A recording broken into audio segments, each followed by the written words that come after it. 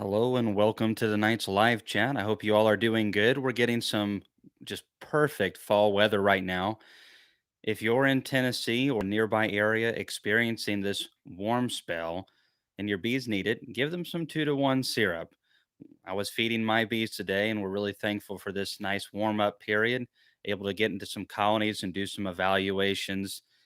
Things are looking really good right now. Lot of activity going on for sure. But just again, gorgeous weather. If you get a chance, get an opportunity, get out there into the hives. Don't be afraid to get into those bees if it's 60 degrees, 55 degrees. There shouldn't be a lot of brood right now. But if you do pull up a frame with brood, look at it maybe for a second and then put it back in. That's really the only thing that you're going to damage right now. A lot of new beekeepers are concerned about chilling brood and damaging bees. But you can get into a colony really quick in 30-degree temps in Tennessee. You can do it in northern areas too, but with the extreme cold, it's best not to. It's really best to never disturb the colony if you don't need to or have something in mind to do. So right now we're getting on some feed, getting that done, having that nice warm spell. A lot of people trickling in and hey, everybody, good to see you guys. Yes, yes. All right. Lots of the regulars here. Thanks everyone for joining on. So I got a lot to talk about tonight. Um, want to focus a little bit on the industry of beekeeping. I have had some questions asked to me, and I get asked a lot about it. And I wanted to clarify what I said in my last live chat about Man Lake. Um, Not that I'm going to take anything back, but there's some things I think that need to be changed in the industry, and I want to talk about that a little bit. And it's not just Man Lake that needs to change. Yes, feeding down there. All right. Well, it's been a good day here. I mean, it's 60 degrees, sunny. Kids were playing outside. I was working on bees and emails. I got a great call from Apame today, and they're fixing to have all their information, some really good deals. So anyone who's interested in Apame hives, you'll want to be at the conference. If you're wanting more than just a couple, you'll probably pay for your ticket, and just a lot of cool stuff. So let's get into it. I want to start off, I guess, with the big guns. So someone asked if at the conference if I would have anything Maxent, and this has been a very popular question that I've been getting for months, if not longer than that, maybe since last conference. And I want to get Maxent there because they're a US brand. There's not a lot of US brands in beekeeping, unfortunate as that is. I did get a new vendor. It's called Pierce Beekeeping Equipment, and they make really high quality US uncapping knives and uncapping tubs and stuff. And they're going to be there. I'm really excited to see some more US products at the conference. But again, getting back to Max, and I have had just several people ask, is Maxon going to be there? I've reached out to the CEO. I have talked to their dealers. I have talked to their dealers again, and I've reached out to Maxent multiple times. And I'm not sure we're going to have so much as a sticker of Maxent material at the conference. And I know that the last year and a half hasn't been easy on anything or anyone. However, I look at all the rest of the stuff that I can get. We're going to have a phenomenal amount of licensed products. Comes from Poland. We're going to have some Chinese extractors. They're the nicer ones, but still they're Chinese extractors. And I think we're going to have some Turkish ones, and then Dadant's doing some pre-orders. But Dadant frustrates the heck out of me because they just don't care to really come on out to our conference or any conference and go, we are Dadant. Look what we build. Look how good we are. We're proud of it. We're going to bring a lot of it and show it off. And I don't think they plan on doing that at my conference either. It's really hard to get a hold of anybody at Man Lake or Dadant that actually has any drive to them besides a drive to just let things keep on going the way they've been going. So, it's really disappointing to me when I have to tell people that the two American companies that we have that's really we have more American companies than that, but they're basically outside of that. They're all commercial guys like Cowan. If we had someone that was like Cowan equipment, championing the hobby to sideliner level, small professional level equipment, oh man, we'd be set. Cowan is exceptional. And as long as we get off the ABF conference date, they plan to be at our conference next year. So that'll be really cool. But a Cowan line's like $40,000. So, I don't think, there might be a couple people interested in that, but I had to get mine used and still it was a big pill to swallow. Yeah, Hilco will be there. And like they said, Maxon is having trouble getting stainless steel. You know, that's I've heard that and stuff, but still, ooh, see what I did there? It's here in America. These other companies are having a hard time getting stuff through, into California and through the ports and everything. Everyone's got their issues. Everyone does. I wonder if part of the problem is being in Massachusetts. And so let me get to the message. So someone asked this question. You came in, what's the chance of getting a Maxon extractor or bottling tank at the conference? And I've had probably 12 people ask that question. And I said, there's not a good chance, unfortunately, of getting so much as a sticker from Maxent, which is ridiculous. I have emailed the CEO of Maxent verbally, talked to Rossman and every other dealer that Maxent has or has left. The list gets shorter all the time, and it's a no go. Maxon's dealers have talked to me and told me they can't even get product right now, and many have outstanding orders since early spring that have yet to be filled. Rossman said they would get back with me, and they have not. Long story short, I think it's unacceptable for Polish, Chinese, and Turkish extractors to be the ones that are easily available to the conference, while Maxent can't produce and represent the USA with pride, since Dadant has little to none. I'm going to clarify on that Dadant part here in a second. Don't get me wrong, I'm very thankful to all the vendors bringing their foreign extractors since the USA can't deliver or compete right now. However, it still makes no sense to me why I can get those and not USA extractors. I am concerned about Maxon's future in beekeeping. I don't want them to go out of business. But if I was a buyer, I would have to think and ask myself, if I buy one, will Maxent be around in the future for parts or compatible equipment? And then my last bit on that was perhaps Maxent should take a lesson from Smith and Wesson and get the heck out of Dodge. All right, so let me go back and clarify some of this. Smith and Wesson, who has been in Massachusetts for almost, I think, 180 years, it's been a long time. They are coming to Tennessee because business is good in Tennessee, and we like businesses, and we like having a good, healthy economy and jobs for employees here. And I don't know all the situations in Massachusetts. Maybe that's a non-factor for Maxent, but I highly doubt it.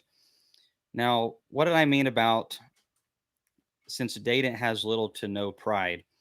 Dayton is one of the oldest companies in the country. They have all kinds of opportunity. When Man Lake came and swooped in and grabbed Brushy Mountain up, Justina Millwork, Strongberg's Chickens, of course, they swallowed up Kelly's, and then the company that bought out Man Lake and just took all that in, and they did more moves than that as well. They really have struggled and still are struggling to keep up with things and be able to bring quality service to the industry. And really, the only thing I think they've been successful at so far is taking halfway decent products and making them cheaper and charging more for them. This is not just my opinion. There's commercial beekeepers all the way down to hobby beekeepers that feel the same. Dadant has not made a single move to try to take a little bit of market share. Dadant has some good products. And his response to That was, well, what do you think about buying from Data? And it sounds like you're not too high on Data products. No, Data has some really good products. They have some good still products, but they don't let anybody know that they do. They have the best smoker on the market. Man Lake's One of Man Lake's smokers that they sell is a Data smoker they buy from Data and resell because it's better than anything they have. Data makes USA extractors, and I used mine for 13, 14 years. It was a great extractor. It was still great when I sold it. And they do have, I've got a 70-gallon bottling tank down there. There's one or two things I'd probably do to make it a little bit nicer, but it's still very well made. They're not innovating though. I look at the licensed stuff and other companies overseas, and they're doing a lot of new things to make them much more user friendly and just better all the way around. But Data has all kinds of potential, but they have no desire to come to our conference or any conference. I mean, I've seen them at other big conferences, and they just don't come out to really show you this is what we do and we're the best at it. That American pride that we make quality goods and we're open for business. That's what I mean by that. I don't want anyone to feel like that maybe, Hilco or Dogwood Ridge, um, who is bringing to lice. And I'm so thankful for both of those companies because without Hilco and without Dogwood Ridge and one or two other vendors, I wouldn't have a nice line of extractors to show. Both of those guys are going to be bringing a slew of great stuff. Data is going to be doing some pre orders and they may bring an extractor or two. I also want to clarify that this does not mean that I don't like dealing with some of the people that happen to work at Man Lake or at Dadant. Tasha with Dadant has been very nice to me and very helpful. Both her with Dadant and then Jennifer with what was originally Kelly's and now is Man Lake have been nothing short of very helpful. And for those of you who are able to come this year or in the future, they have been a supporter of our conference since its inception a little over a year ago. I'm going to go over the deals that we have right now here in just 1 second because we have some very good deals and some very good ones on the way. All right. So again, I like to say thanks to Jennifer Pritt with Man Lake. She worked with Kelly's for a very long time, and she really fought hard to get a very good price on Ultra B for everyone. So let me pull that up really quick so I can kind of run down what we have available.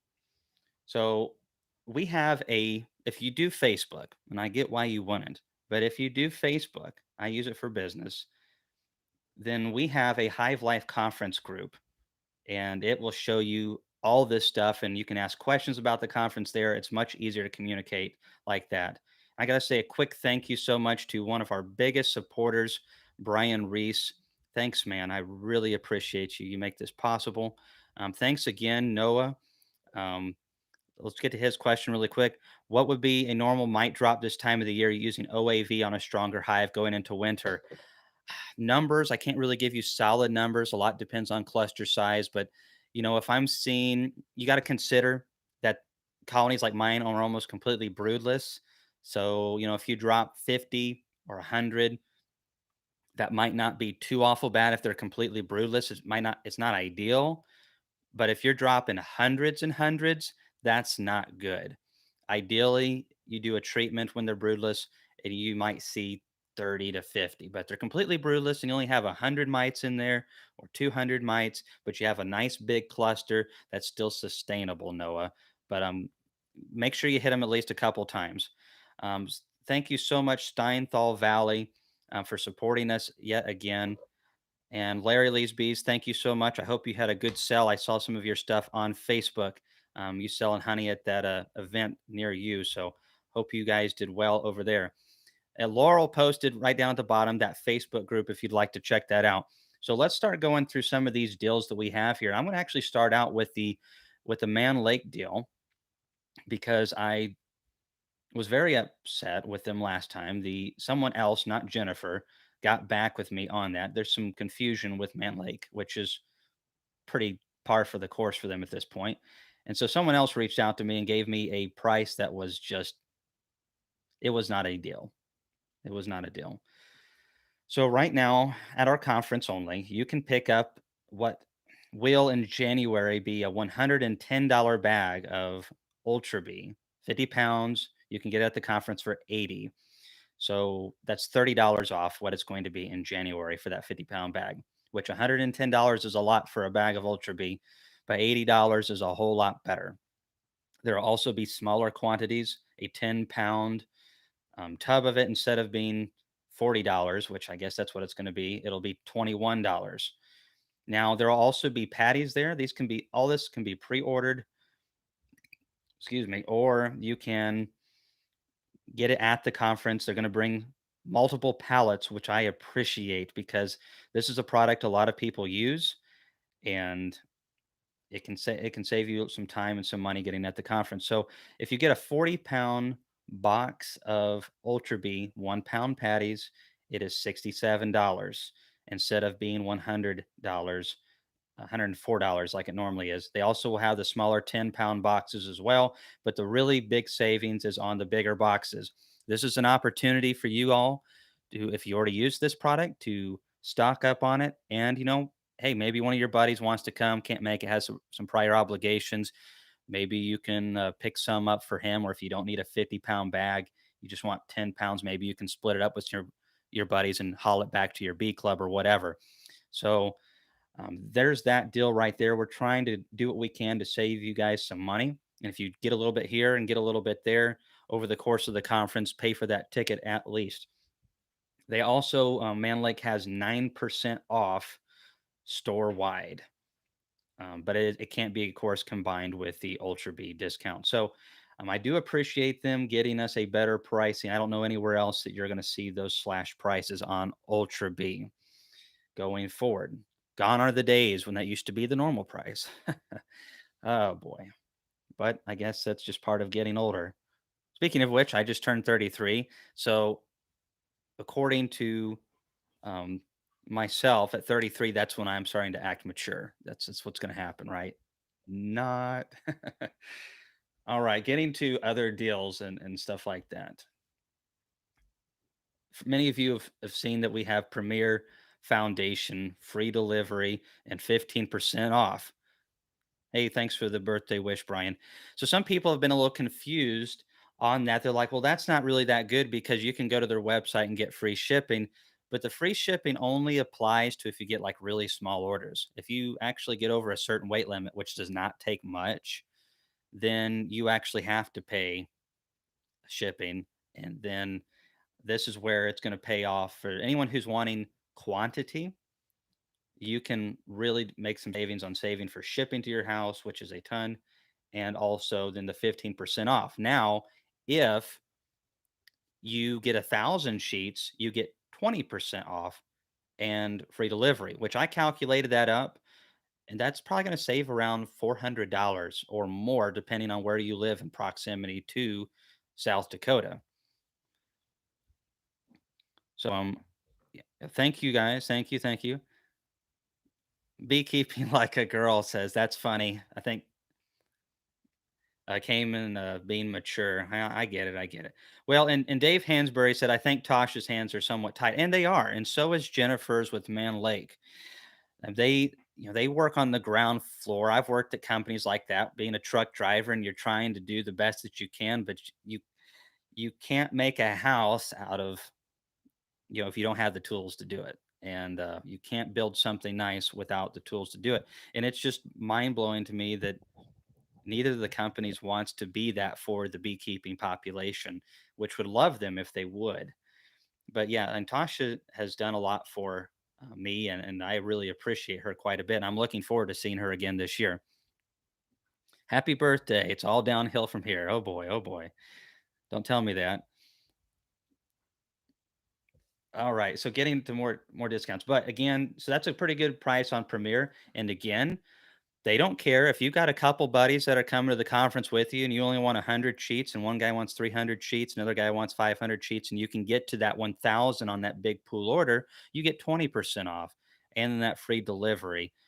And there's also going to be guys that have a discount percentage off of frames, so you can get frames there and just bam. All right, so I know.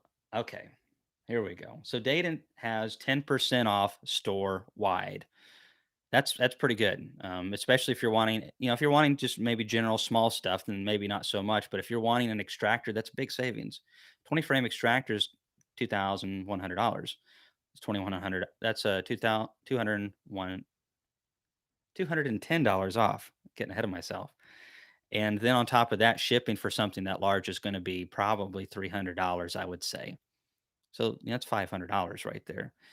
And I think, hey Barry, you need to get busy on that creamed honey, Barry. I've been talking to Byron. He says that you're not going fast enough. He's got to get that whip and crack it. We're hoping to have some creamed honey there at the conference and have that going on. All right, so we have that with Dadent. We have the Laura B vaporizer, which I've mentioned in the past, which will be there. It'll be $25 off. He's also going to have a bunch of caps, which you can get there, and other things as well. So you get $25 off the Laura B vaporizer. And I want to say thanks to him for being a sponsor of our event. We're actually going to have lanyards this year. That'll be really nice and cool. Let's see. All right, scrolling up. This stuff is all a Mod Podge of stuff all over the place. Now, again, I talked to Apame today, and I said that earlier on as people were coming in. They're going to have a nice, nice discount. It's going to be available in just the next couple of days. I'll let you see that. Conference only prices, and between saving on shipping and then the nice discount he told me on the phone today. If for those who are interested in using those hives, this is going to be the time to get them. Does the Premier Foundation fit well on the Man Lake frames? Kentucky Beekeeper, it did for me. I had them mostly in Hilco frames this year, which it also fit very well in. But I also used them in some Man Lake frames, and they extracted well and they have stayed in very well. All right, let's see here.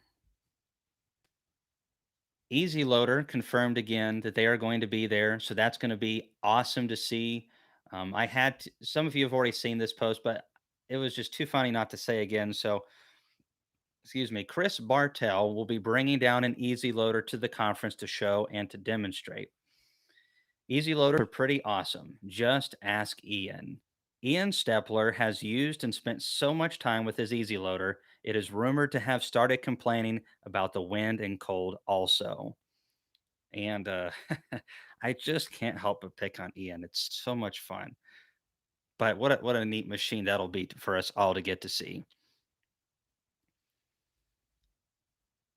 Yeah, Noah, I just think that the premiere that's the thing with the premiere. I mean, you can just smell it all over the place, and with all the orders that they already have, it's the entire room is probably going to smell like beeswax. I'm pretty excited just for that fact because I love the smell of beeswax, and that'll be pretty darn cool. What's the easy loader cost? Well, I think there's a couple $1,000 break at the conference. I don't have the total yet, but I think it's going to be in the neighborhood of 29 or $30,000. But I could be wrong on that, so we'll have to see. Do you think Better Comb will load easily into Apame frames? I don't think it will, because the Apame frames have those bars in the middle, and as you push that together, those bars are not going to want to go. Let's see. Brian Reese says, "Can you split the foundation up between mediums and deeps?" Brian, I think you're talking about getting in one order and just doing both. I don't see why not. I'm pretty sure it's on an individual basis. So if you got say 200 deeps and 400 mediums, I would I would think that would still apply. Maybe you're talking about the 20%, maxing that out and doing like 500 sheets of deeps and 500 sheets of mediums and getting a 20% discount. I don't know if that works, Brian, or not. next time I talk to Premier, I'll ask them. But if you're placing an order, or even not, or just inquiring about one, I'm sure that they'll handle it. Matthew and Jeff with Premier, I just love those guys. There's a lot of companies coming to our conference that I just really like them. It's not just because I think their product is just so, way beyond everyone else's, because, you can use Acorn Foundation, and Acorn's done really good for me, and I've made Right Cell work, and I've used Pureco before in the past, but it's the quality, it's the desire to innovate, it's the service. That is what we must promote. That's what we must invest into. Let's see. All right, let me give you a list. I know I've missed a couple and things right here. And we got some great vendors like Hilco, and that are still working on compiling their discounts, and they make high quality boxes, and so does Dogwood Ridge Bees.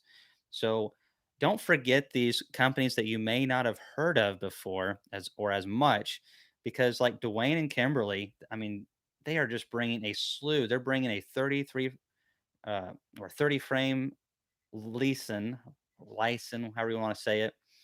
They're bringing a $5,000 unit, a 20 frame extractor, like a 12 frame extractor, a hand crank small extractor, multiple 18-gallon bottling tanks. But some of these will go in the pre orders, I'm sure.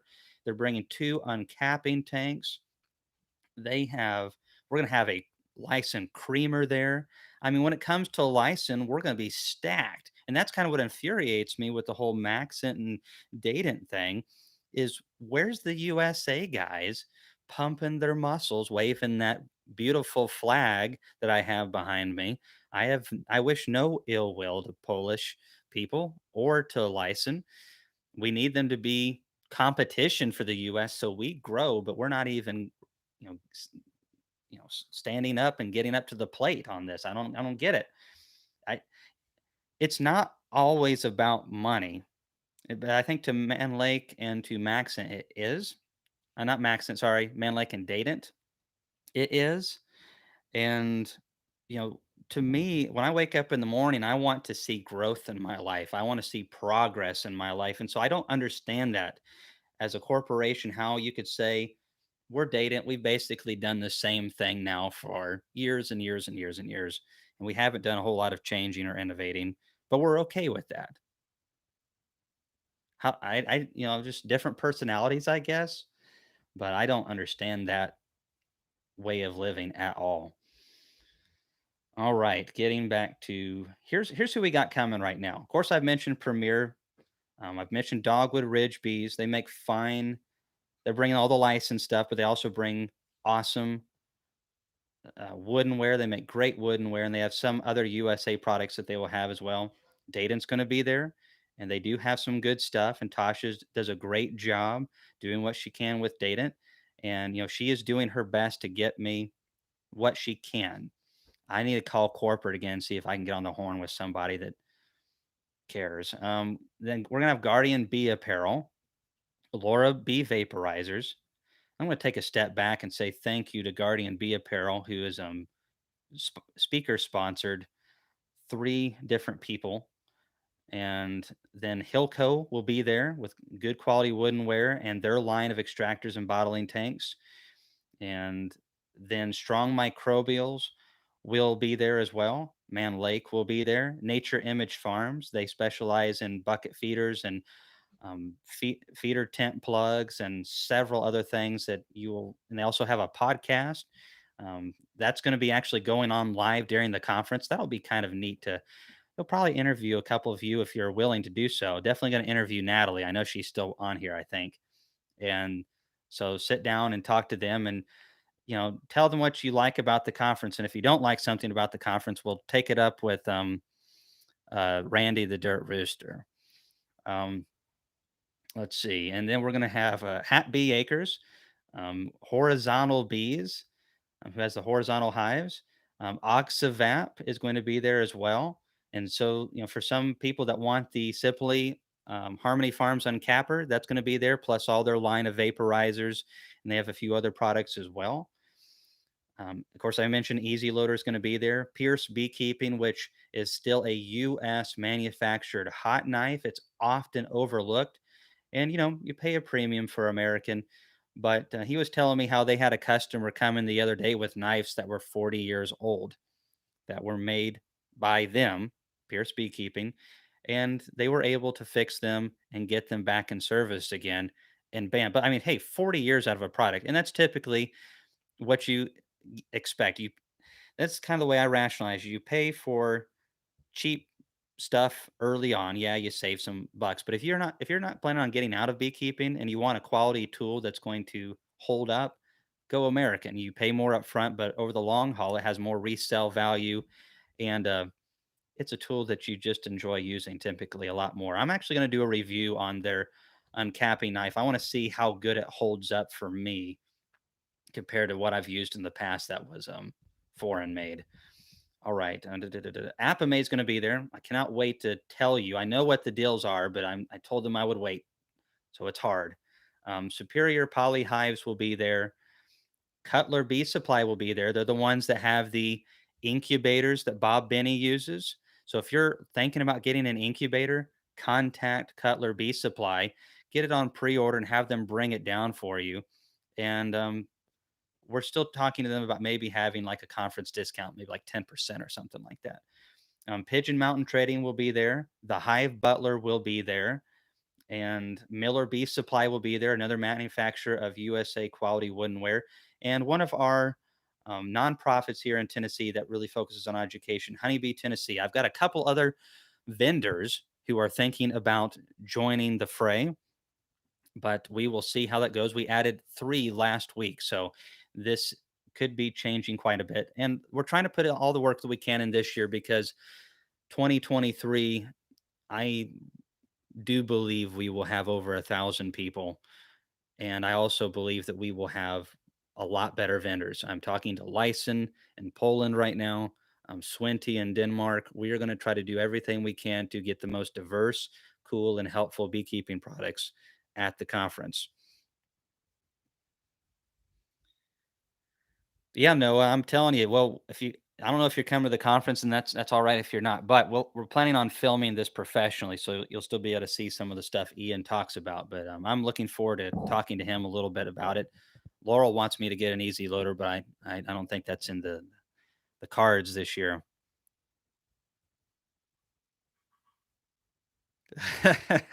Yeah, Dave Hansbury. Well, it's all right.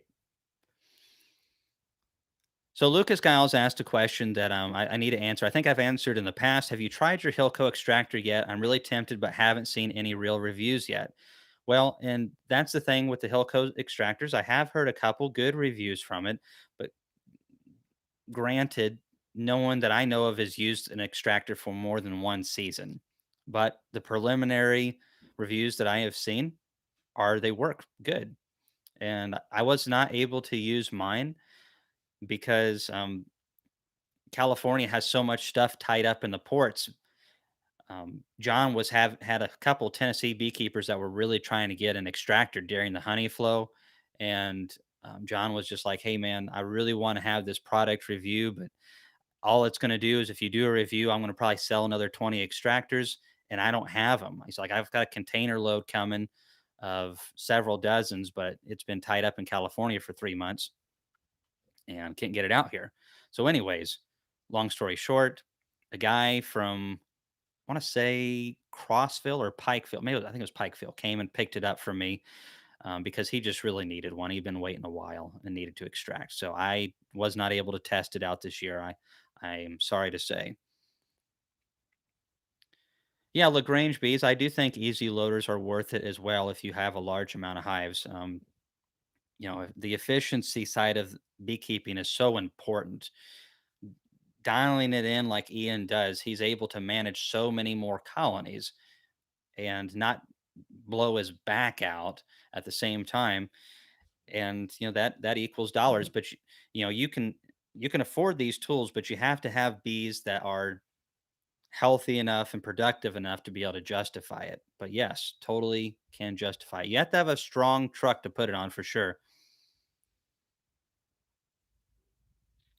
All right. Mike says, please tell me how you got in touch with Oxavap. I need them to bring a bowl in there, not answering me about the conference, two contacts, and no answer. Huh. I have not tried to call them, Mike. Well, I take that back. I did try to call them a couple weeks ago, and I did actually get through. Um, Maybe they're on vacation, but I emailed them. No, they reached out to me and emailed me, and then I called them. Maybe try to email. Come on, Natalie. You're not coming if you have over 1,000 people, but there will be 1,000 people that'll want to meet you. I mean, are you going to deprive 1,000 people? Is that what you're telling me?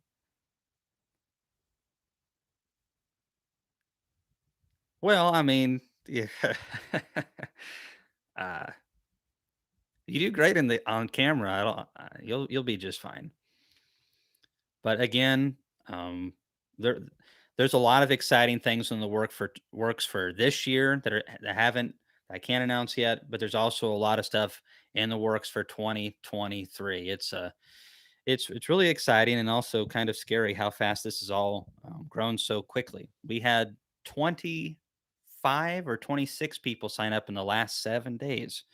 So that is quite a bit, and it's filling up fast. We really plan to cut it off at 750, and that does not include the vendors, but I imagine we will be there probably by the end of this month. And that's counting um, the possibility of a few people backing out too.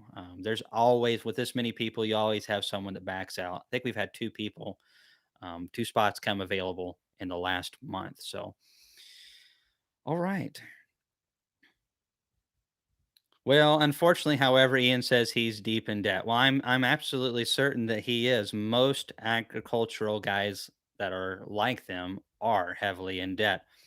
It's so expensive to maintain and have those big pieces of equipment like they do, and a lot of farmers, big time farmers in Indiana and Iowa and all those places down here, they just borrow, borrow, borrow, and I'm not saying, it's kind of what you have to do though to keep up with the way the industry is. I think it's a, I mean, it's everything's geared now to where if you don't have 1,000 acres, you're a tiny farmer. And shoot, some people in some parts of the world think if you have 1,000 acres, you're still a pretty small timer. Kind of like commercial beekeeping. It's kind of silly to me. Yeah, there's some thousand colony guys that look at an operation like mine and like, man, you don't even open your mouth. You shouldn't even be talking about bees. You don't know how to keep bees. And then there'll be guys that have 4 or 5,000 that talk down to those 1,000 colony guys like that, and they're like, you don't even know what it's like. And then it just works. That's just dumb. It's all so dumb. Right. Well, and you got like Brian Reese says, you gotta spend money to make money. I'm sure Ian has debt, but Ian doesn't strike me as somebody who has a mismanaged amount of debt to me. I could be wrong. It's none of my business, but I'm pretty sure that he's doing all right. Let's see. I'm really hoping to see some wax dipping equipment at the conference. Have you seen anyone bringing that this year? Yeah, I think there is going to be some wax dipped equipment at the conference. I'm working with a guy who plans to have several hundred boxes available. I'm kind of waiting for a thing or two to be able to confirm that, but that is quite a possibility that there will be wax dipped assembled boxes at the conference. Let's see. I have a Hilco 880E. It definitely works well, but you can tell that they are still working through some bugs with the design and logistics. John does a good job of taking care of his customers, though. Well, and that's why I like John. John is running a young company, but a fast growing company with Hilco, but he's got all the right makings of someone who cares about the customer and doing all the right things. And I hope John continues to grow because we need guys like him dealing with the manufacturing and industry side of beekeeping. Let's see. All right, let's scroll, scroll, scroll. See what else we've got in here. Mhm. Oh yeah, but there's a lot of savings to be had at the conference. It's and if you're just coming from the for the trade show, then I think you can find a lot of value just in the trade show. That's not to mention Bob being there and Ian being there and, getting to meet Rick Sutton, which a lot of you probably don't know who he is. And Rick has been a commercial beekeeper for a long time.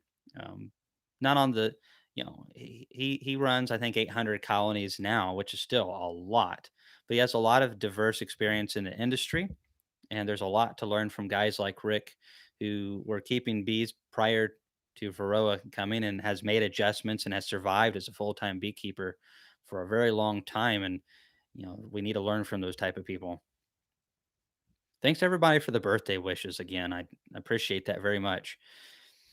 But I just wanted to kind of clarify in the whole Maxent thing. I really want Maxent to come out of this and be able to go at it. And I want them to be able somebody, we need multiple somebodies in the US to be able to manufacture here.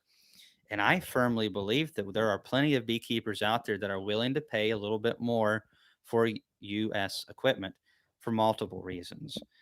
But I think primarily the best reason to buy American is when it comes to extracting equipment, especially, is the resale value. Especially if you're going to keep the thing for 10 years, just think how much inflation has gone up on steel in the last 10 years. A lot. Resale value. Yeah, I think we're going to have Rick Palmer Brothers talk on some of his requeening methods, like double queen requeening methods. That'll be really good. So, Nuts and Bolts Beekeeping, have you watched the movie The Pollinators? So, what are your thoughts on it? I can't remember exactly which one that is, but almost all of the videos I see like that are on Netflix or premiered, really kind of paint I think, a poor brush of the industry. I understand that we're trying to sow some fear in the world because that's the way that we get dollars. Um, but if I'm remembering right, that one kind of paints the commercial guys as being all evil and stuff, and most of them are very good people, very good people. So, you know, I I would rather videos like that be more positive and focus on where we're going and what we need to do better and how we can do it better and the beekeepers who are doing better, instead of showcasing maybe the commercial guys or the people in the industry that aren't doing things the right way, because you can always find bums that aren't doing things the right way. Focus on the positive, but I don't think that sells movie tickets. Um, but there are a lot of great professional beekeepers, and then most of them are families. Almost all of them are families. Let's see. Yeah, I mean, see a lot of USA people here, of course. That's that's the way we are here too. And again, that just pains me that the USA is losing the battle right now on the beekeeping front. There is a lot of hope coming. There's a young man who is actually looking into starting a USA extraction business, and he may really take up some of the market share over time. He may not do anything with it. I think that if he dedicates himself to it and makes a good quality product, then the floor is his. Now is the perfect time for somebody to come in and take a chunk of the market share. And I hope he does. And as long as they're good quality and American made, I will promote those things as until I run out of air. American first. All right. Terry Hagen, how is your long hive doing? My long hive is phenomenal. There must be, and these are carnies, granted, that they have at least 12 frames of bees in there. It is a very strong carney cluster. I'd say by the time we get to January, the cluster will reduce down to 9 or 10 frames, but that's a great cluster size for carnies. They have tons of nutrition in there. If you watch the videos, we got the mite counts down to almost nothing, and that's all we needed. They superseded this year. Thankfully, it came back with a new queen. Got a great new queen in there. We got the dead mites, and there's tons of nutrition. I expect that colony, as long as nothing crazy happens, to have swarm cells in early March. And if I'm not careful, I'll probably have to pull. I imagine I will pull frames of brood from that colony the first week of March because they will just be so strong. I'll need to. Things can happen though. I've had some colonies come out of winter and the queen apparently didn't get mated well, or she got mated good, but just only just a little bit, and she ran out of gas just in a handful of months. But she mated during a prime time of the year, and she's done so good and laid so much brood up. I just don't see how that colony just doesn't really kick butt next year. So, okay, I think it focused more on what damages are being done by chemicals in agriculture and how we need to do more sustainable farming. Well, we definitely need to do that for sure. It's been a while since, and I've seen so many videos like that nuts and bolts beekeeping. I could be getting a few of them crossed, but that's typically the vibes that I get from them. We do need to change our agricultural practices for sure. Let's see. Let's see here. All right. So, you know, I'm working on trying to get some deals on frames. I know some of these guys, again, have not posted, like Apame and Hilco is planning to do stuff. But at the same time, especially when it comes to extractors, if you are serious about getting one at the conference or almost anything at the conference, you probably need to do a pre order, but especially on the extraction equipment, there's a shortage right now. Everything's in high demand because Maxent is so far behind, and we're talking like 5 to 6 months on some products. And some of these companies are having supply um, and supply issues getting it from overseas, the overseas companies. So there's a shortage right now on extractors and equipment. So if you're serious about getting one, you'll need to do a pre-order before too long, and make sure that you get yours while the getting's good. There's over 700 people coming so far, and that's quite a bit. And we don't have that many extractors going to be there, let me tell you.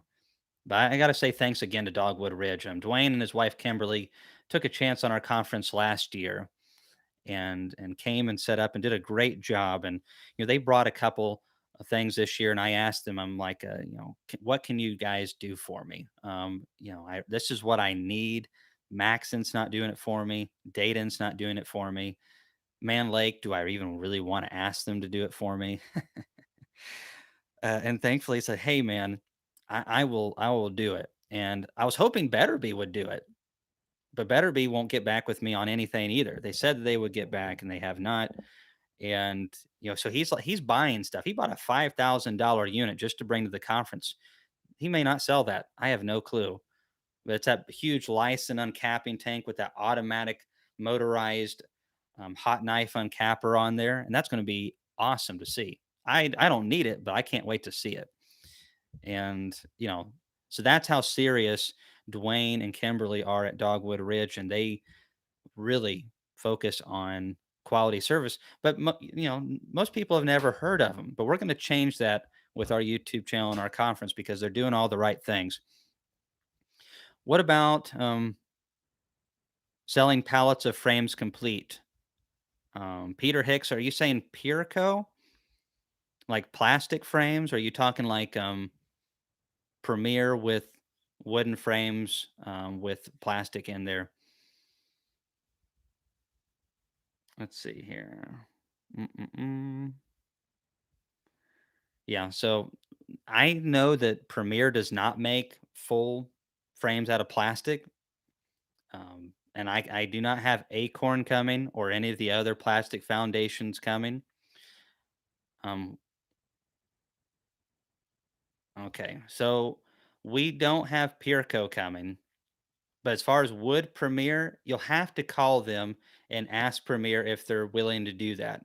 I They may or may not. When you go to their website, I don't see that option right on there, but I know they have done orders like that in the past. But there might be a certain price amount of having some loaded frames. But I do prefer wood frames with a plastic foundation inserted. That's for sure. So, again, for those of you who didn't see the first part of the video, it's a good time to feed your bees if you're in this region. We're having a nice little short heat wave. If you can, get some 2 to 1 on your bees. Check them and see how they're doing. Get into the hives. You can learn stuff this time of the year. The only thing that you have to worry about right now, if you're inspecting, because some people get concerned now, if you're up north and it's 40 degrees outside, It's a horse of a different color. But if you're down here in Tennessee and it's in the 60s like it's supposed to be the next several days, get some 2 to 1 on those colonies if they need the feed. That's what I was doing today. Um, that's what I'll be doing probably the next few days is getting some feed onto the colonies. And I apologize. I have not been getting a lot of videos out lately. This conference has taken over my life, and we're working on the information for the experimental yard. I'm working on prepping 3 classes for Iowa that's coming up a week from today, or actually less than that, Friday and Saturday, I'll be out in Iowa and Des Moines. So with Bob Benny, so that's going to be a lot of fun.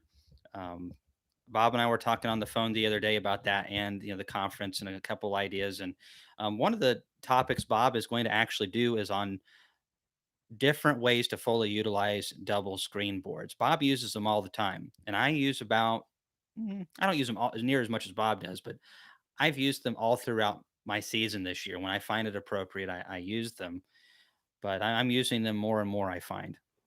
So I think that'll be a wonderful class because I know that he uses them for queen rearing and for splits and for pulling brood out of and overwintering bees. There's just a lot of different ways to utilize them. He's going to kind of break down to the nitty gritty on the finer details of it. I think that'll be a really good conversation and class. Let's see. I keep saying let's see. I apologize. I need to stop doing that so much. So getting back to the vendors and like talking again about the uncapping tanks. We just don't have.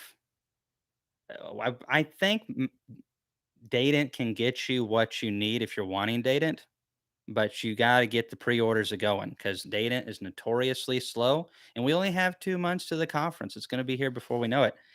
Hey, Hi-Fi, how's it going? Talked to Korhan today, and Apame's fixing to blow the conference wide open.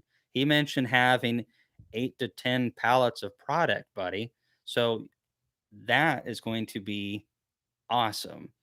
And definitely, if you like Apame and you're wanting that kind of stuff, then our conference is going to be the place to be. And if you're just wanting to try out the pollen trap, bottom board, IPM tray, all that stuff, so you can trap pollen and have a screen bottom board and a bottom board that won't rot, that is going to be awesome. Well, I appreciate that, Hank. Now, if you were there, it'd be like the cherry on top. But I do really appreciate that. That's going to be sweet at our conference. I'm telling you, it's going to be insane. It's just going to be insane. Yeah, Pirico beekeeping is the frames. Pierce is the knives and tubs. Right. All right. Getting to back to I keep losing track of it's everything's on Facebook, and Facebook's never very organized. But I can't do it on YouTube either. Um, Data may also, and they've been talking to me about having 1 or maybe 2 products that are kind of special slash prices. So that may be smokers. I'm kind of encouraging them to focus on American stuff. So they have a USA made hive tool that I really like, and it's just your standard hive tool, but it's also really slim, especially once the paint chips off the front of it. And it's nice to get into those boxes. It's wonderful for the extraction room and possibly get their smokers on discount. We'll have to see about that, but 10% off on their big stuff goes a long, long way. All right, here we go.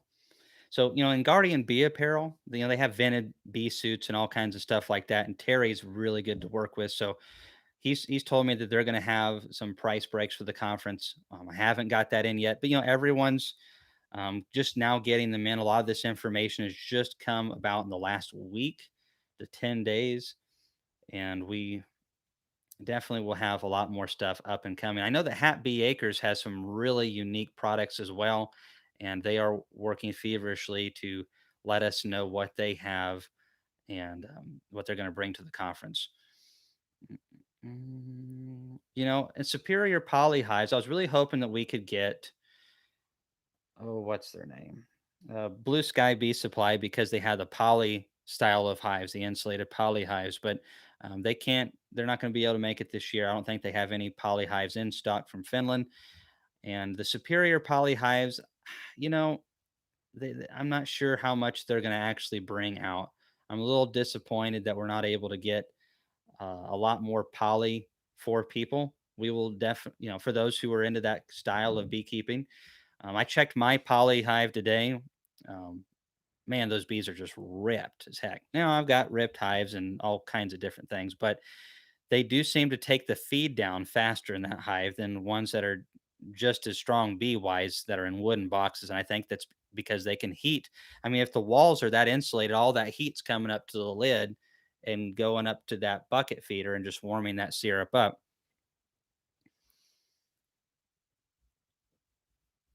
Let's see. Is there going to be more than one speaker presenting at the same time? Are we going to be able to see them all? Hey, Melanie, that's a great question. At this conference, there's only going to be one speaker at a time. We are really focusing on quality over quantity and topics that are going to really help us address fine tuning sustainable beekeeping for all of us. Now, going on to the future, we plan to have multiple rooms going, not like three or four, but two rooms going at a time. I'm not sure that we're going to go past that because it just gets too hectic. We'll have to see. But what we're running into and what we'd like to address in the future is we've got great speakers this year. And thankfully, Bob, I've talked to him, and I feel confident we'll have Ian again in the future, and Rick as well. But we're going to get some diversity in here. We want to get more diversity, but also there's several beekeepers coming in that are brand new, 1 or 2 year beekeepers, and they're like, this stuff is great information, but I still need some more intermediate to beginner. And I really feel like Bob especially is really good at taking that professional information and bringing it in a really teachable way to anybody that'll benefit. But some people are concerned there's not entry level stuff, very raw. So in the future, I plan on having 2 rooms going, and I'm not going to have guys like Bob Benny and Ian Stepler going at the same time. That's dumb. So you only have to pick between those two, which, you know, since Bob's American, I'm going with American over Canadian. Just saying, I always go American first. But I would hate to miss both of those guys. We're also going to have um, in that other room, certain researchers. And the good thing of it is, I've got some professional photographers and videographers that are going to be there this year, and even going on in the future, that'll all be recorded. And people who come to the conference are going to be able to get all the recordings just barely above cost to produce them. And then people that weren't able to come to the conference, they will, it'll be a very reasonable price for what it is, but they will pay more for the whole version of the conference. And that way, if you want to see what happened in the other rooms, you don't miss a thing. It's a terrible thing to miss a speaker at a conference that you wanted to and nobody recorded it and you don't get to hear it again. All right. So Brian Reese, are you saying going forward we need to go extend it to 3 days, 1 room, one speaker, 3 days? If you got more details on your thoughts on that, I'm open to it. Send me a message. All right, getting into some questions. Hey ECP, thanks for the encouragement. I think it is going to be awesome. There's a lot of people vacationing. They're like, you know what, we're just going to come on down for a week. And we'll spend a couple of days at the conference, and then we'll go visit the Smokies and all the shops and stuff. All right, Kamon, with the fall flow being so darn bad, that's an understatement. Do you think the swarm catching in the spring will be poor due to wild hives not making the winter due to low stores? That's a good question. No way to tell. This is kind of my thoughts on it, and it just depends. Late swarms are going to take a big hit, I think. But we had such a good spring flow. If they got set up really good in the tree and they had plenty of resources, they actually might do all right. I think, as beekeepers, we take a good bit of honey, and if we had left more on it, we wouldn't have to do so much fall feeding. But in nature, in the trees, they keep all that honey. So, it might not be as bad as we think it will be. We'll just have to see. I hope to put around 10 swarm traps out next year and just see how good we do with them. I really want to focus on that again. I really enjoyed swarm trapping. And I think if I can find the time this winter to hang them up, we'll do that. Are wax frames still in high demand? So, wax frames, as far as like wax foundation, there are still a pretty good amount of people that still want to use wax foundation. It's Many people don't for multiple reasons. If it gets damaged or holes in it, or the bees decide they don't, if it's a dearth period and they don't have any reason to draw it, they'll just chew holes through your wax foundation and it's ruined. So, and then you have to wire it in. There's so many things that you have to do. Um, Sorry, I just got a message from one of the U.S. manufacturers. I'm not Data or Maxent, um, and I thought it was related to, hey, careful what you're saying on your live chat. Not that I'd listen anyways. Um, but yeah, I mean, there are certain niche groups that they want to be what they call purists and just want to have that wax foundation, and you totally can do that. It's worked good for a long time with deep frames. You want to cross wire that in, otherwise they'll bow or sag. Or if you're extracting with it, they'll definitely blow out in the extractor. You definitely, even if they're wired, they come wired wax foundation. If you don't cross embed some wires into those things, they will blow out in your extractor, certainly. All right. But yeah, I mean, and that's one thing they have in Europe, that they have this little device, and you pour a measured amount of hot wax down into it. And Swinty has it, and I want to get one here so bad. I'm actually talking to them about maybe trying one out and pouring that on like some ceramic plates that have the impressions of the cells.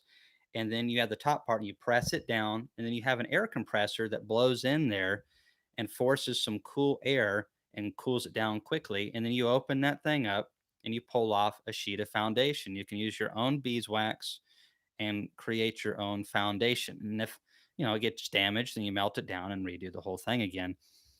But there definitely is people that still use that method. I respect it quite a bit.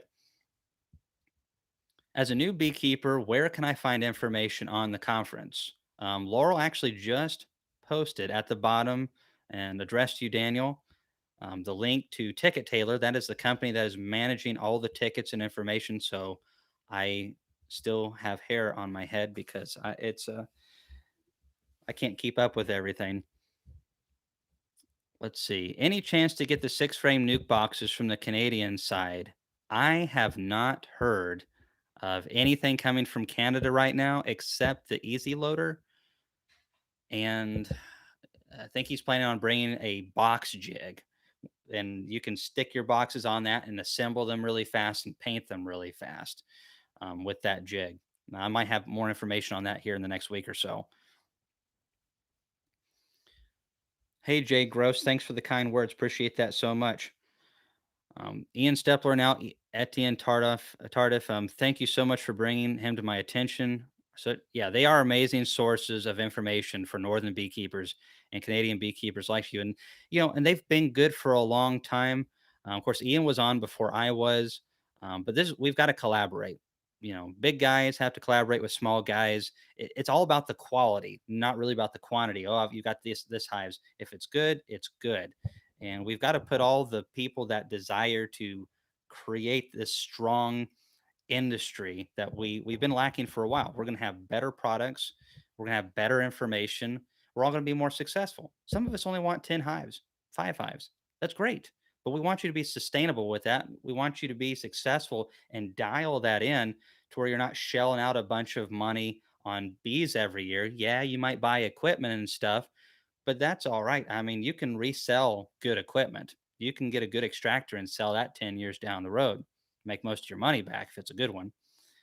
And if the inflation's really bad, whoo. Um, but bees, you don't really see profit with the bees in most areas like mine. If you buy them one year, they've got to go through the winter and be really good and healthy.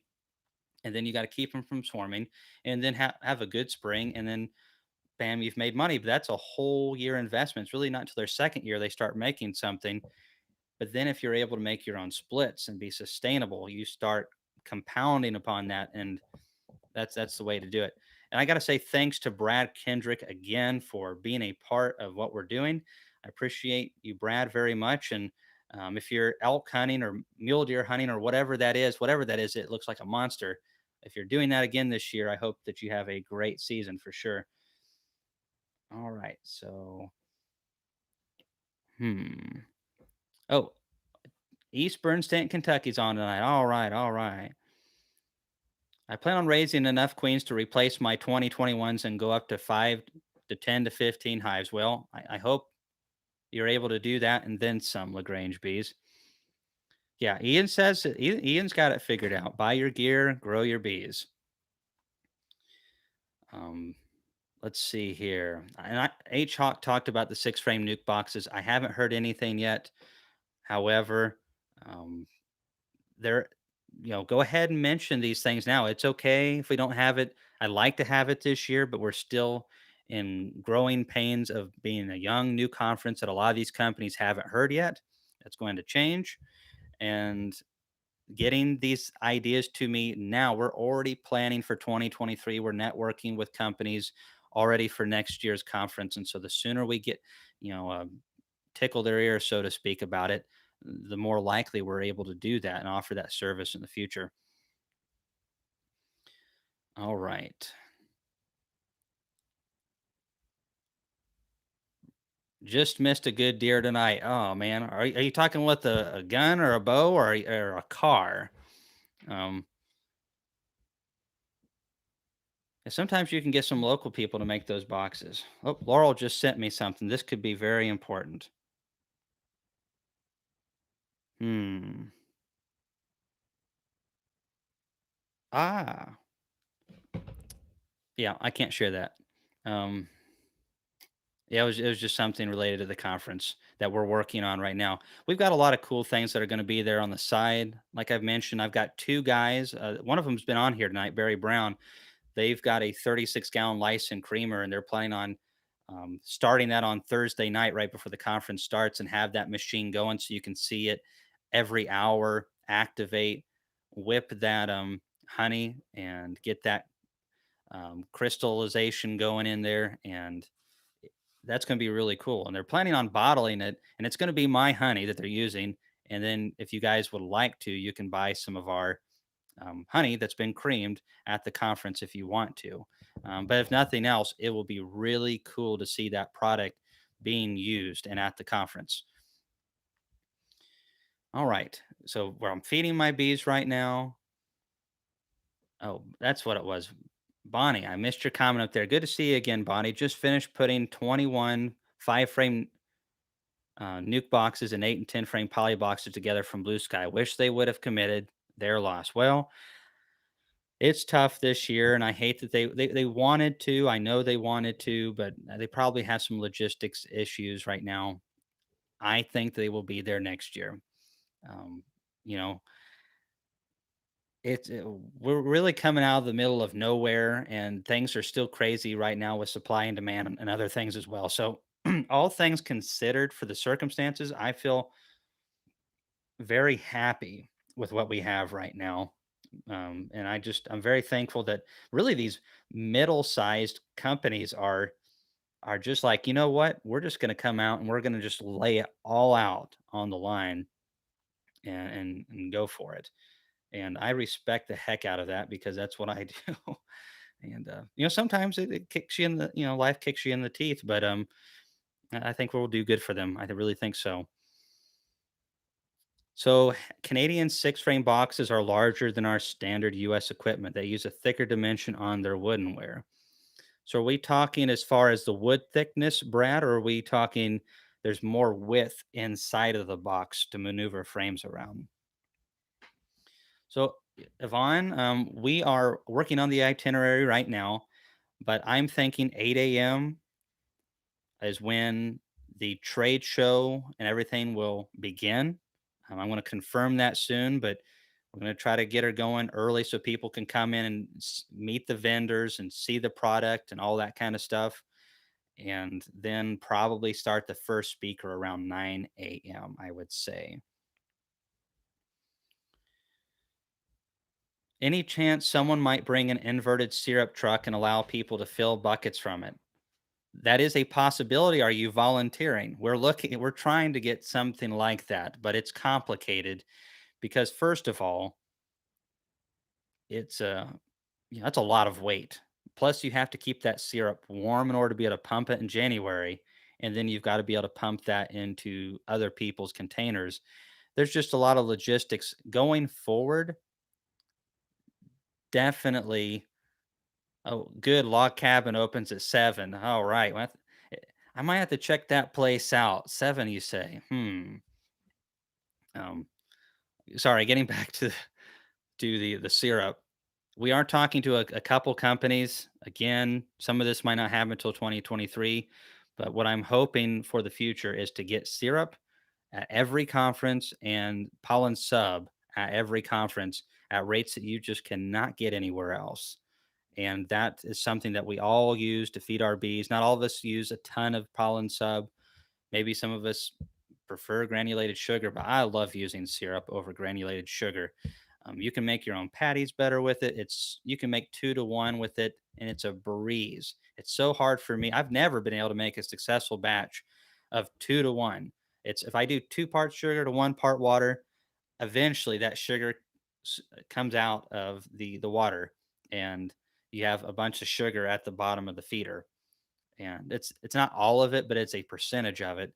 So typically, if I'm using granulated sugar, I'll do 5 parts sugar to 3 parts water, and really heat the water up. I'll get the water to a boil, pour that in a bucket. Now, of course, these days I have some immersion heaters that'll get it up to 180 degrees, and then get it really hot.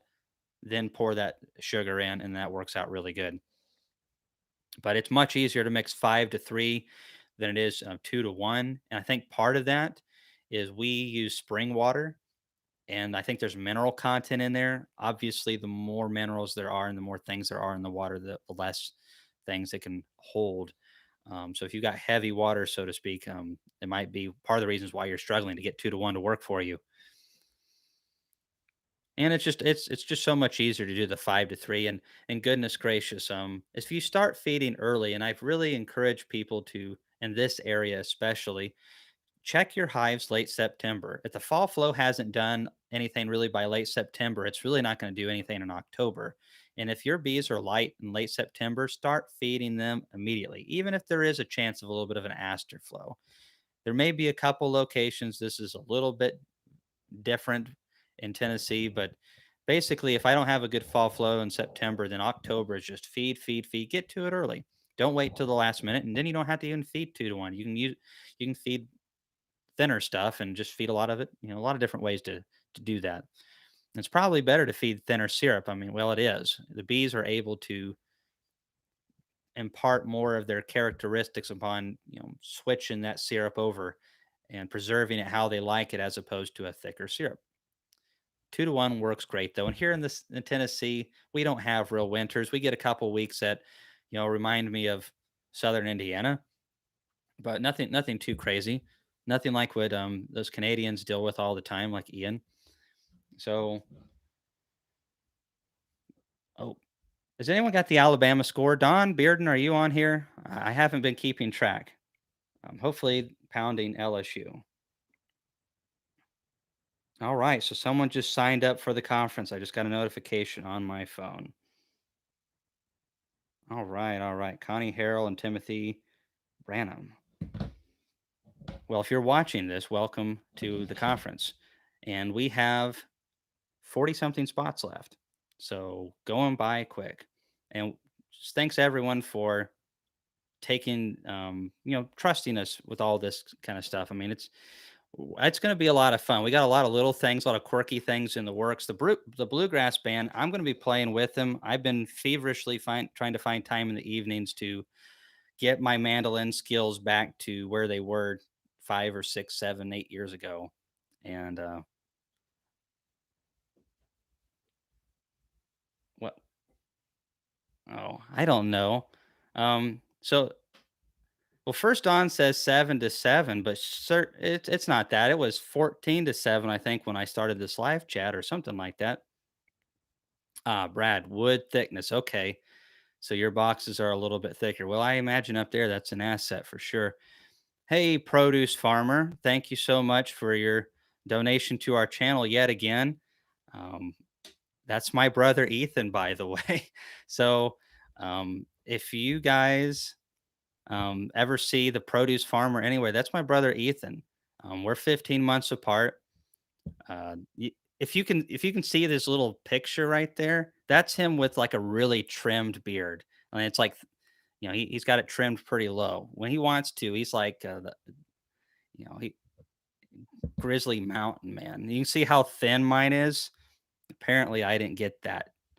When Ethan was born, though, the doctor pulled out a pocket comb and parted his hair. So Ethan's always been the one that has been able to grow the facial hair for sure. He was growing a thicker beard than this before he got out of high school. Man, Tide 20, LSU 14. Thanks, Harvey. I don't know why I keep calling you Howard. I apologize. Um, and I don't know if you saw the other day, but I wanted to say thanks, Harvey, for um, being one of the people to make the interview with ATN and that you donated to help make that possible, and I hope that information was useful to you and several others. You've been a big part of what we've done for a long time, so thank you. Yep. Well, thanks, Ethan, for coming on and watching your brother's bee stuff. I know you're really not into the bees so much, but Ethan's helped me out over the years. There's been several times where I've been in a bind or something, and Ethan's like, "Okay, I'll fool with those bees again, those crazy bees." But he's not scared of them or anything. He does real good. Oh, Ethan says I heard music. See, my brother Ethan plays multiple instruments, and so I think he actually has some videos maybe on that. I don't know if he does or not. Let's see. Can't wait to see Laurel working hard to make a great conference. Ricky knows what it's all about. That's one person I forgot to mention. Howard. Not why do I keep saying Howard? Oh my goodness. Ricky with horizontal. That's what I think what I was doing. Horizontal is guy has $100 off his horizontal hives, the same type that I use. He has multiple models though. If you want to beekeep a little bit differently than I do with my horizontal hive, and you can get those delivered to the conference, which is a bunch of savings right there if you're interested in that, and $100 off. So he's going to have them at the conference on display. We're actually thinking of having them up on stage behind Bob Benny. So, have a nice display, and Bob can be up there just kind of chilled out, and the way, talking in his Bob voice, and which is so awesome. And then I'm going to get a microphone this year that I think goes around Bob's head, or all of our heads, but especially Bob's, because we don't want to miss a single word he says. But he's so soft spoken, I'm afraid that people won't be able to hear. So I want to stick that microphone like right here on him, and turn that thing up.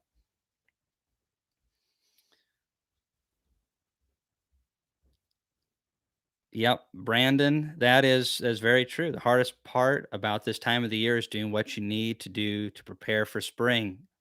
A lot of us are burnt out. We're tired. We're watching football. For those of us who like it, and there's a lot of holidays coming up, schools going on. There's a lot of things like that. So, but really, the efforts that are made in the fall and late summer really are impactful on production in spring. Yeah, when spring comes around, we're all, trying to keep things, trying to get things going. But in fall, a lot of times it's harder to kind of get the legs into high gear.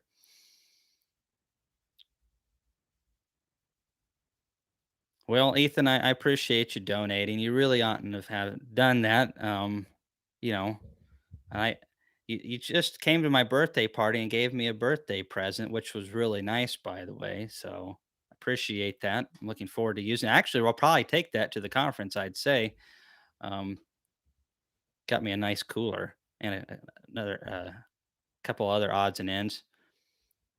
What's his website? Oh, Horizontal Bees, Yvonne. I believe it's Horizontal Bees. Ricky, do you mind posting your website on there? Maybe Laura will get to it. We can take some more questions, but one of the things that I want to talk about the conference as well is that we are planning to see if we can get a license pump. I'm thinking I'm just going to go ahead and buy one. And if I buy one of those license pumps, I'll be so much happier. It'll be much better than the little old Kelly pumps that I have. They were good in their time, but they're very old. And that's like one of the license things that I would like to have that we don't have yet. But I think I'll just go ahead and buy one, and then everyone can kind of look at it and see all the features. The quick connects and the whole stainless steel, it's so easy to clean out. Man, it's nice. I heard that honey has too many benefits. How about if you have honey? Does it help with height? Love you, man. Ha ha. I see what you're doing. Okay, so appreciate that comment. Um, Honey does not, contrary to popular belief, help you get taller. It will help you keep your energy levels maxed out. That's for sure. There's actually some Olympic athletes that use honey because if they're needing a little bit of a quick pickup, it's way better than really anything else. You know, Gatorade and all this stuff. They talk about how great their products are, full of garbage. You take a little bit of honey, not too much, because too much will make you sick. But even just a little bit of honey, it will burn way longer than sugar will, and because your stomach doesn't have to digest honey, so it's easy for your body to process. It goes just basically straight into your gut and then into your bloodstream. And because of the way that the bees do it and the way the plants create it, for whatever reason, it burns for a long time in your system, and it's a long steady burn instead of being like white sugar that takes you up here and just drops you right back down to earth. That was a very scientific way of explaining that, just so you know. You don't get that everywhere. It's getting cool here in Miami. Really? Well, Ian's in Miami. Maybe I ought to ask him. I think it's a different Miami. How about this Tennessee and Kentucky football game? What's the score, Lindsay Homestead and Farm? By the way, Lindsay, I just finished working with that hotel, and sounds like they will be offering their services for people who want to stay nearby the conference. Did anyone have more mites this year than last year's? I didn't really, but I feel like I always have a lot of mites. I kill a lot of them instead of just leave them around. Now, maybe you had somebody nearby that had some colonies crash, or maybe it was just a wild tree that, bees crashed. I mean, that's the thing. A wild hive can crash, or someone else's hive, or even one of your hives in your yard, and that one hive could have 8 to 10,000 mites in it when it crashes. And if it gets robbed out and your other hives are getting in there, and they just spread mites all throughout your bee yard. There's a lot of variables when it comes to this, and I don't like the blame game when some people like, somebody might bombed my yard, and it could very well happen. I've heard it from some very large beekeepers who have said that they've experienced mite bombing from other commercial beekeepers and stuff. But it's a kind of a variable that we really don't know how to account for. And all I know is I can control what I can control. And that's why the alcohol wash to me is so important to use. So I know where I'm at late in the season and identify those problem colonies that are really high. And that's also why I treat multiple times throughout the year, is so that the mites never get to a high level or even close to a high level. Makes a big difference and the bees appreciate it. My son is doing a science fair project on raw honey versus processed honey and how to tell the difference. Do you know of any at home tests we can do or any info you can talk about for research portion? Jennifer, that's a great question. I really don't have a good answer for you. I'm sorry to say. From what I know, it's really difficult to differentiate adulterated honey with real honey. And now, if you're taking high fructose corn syrup and setting it next to honey, yeah, I mean, you can tell that.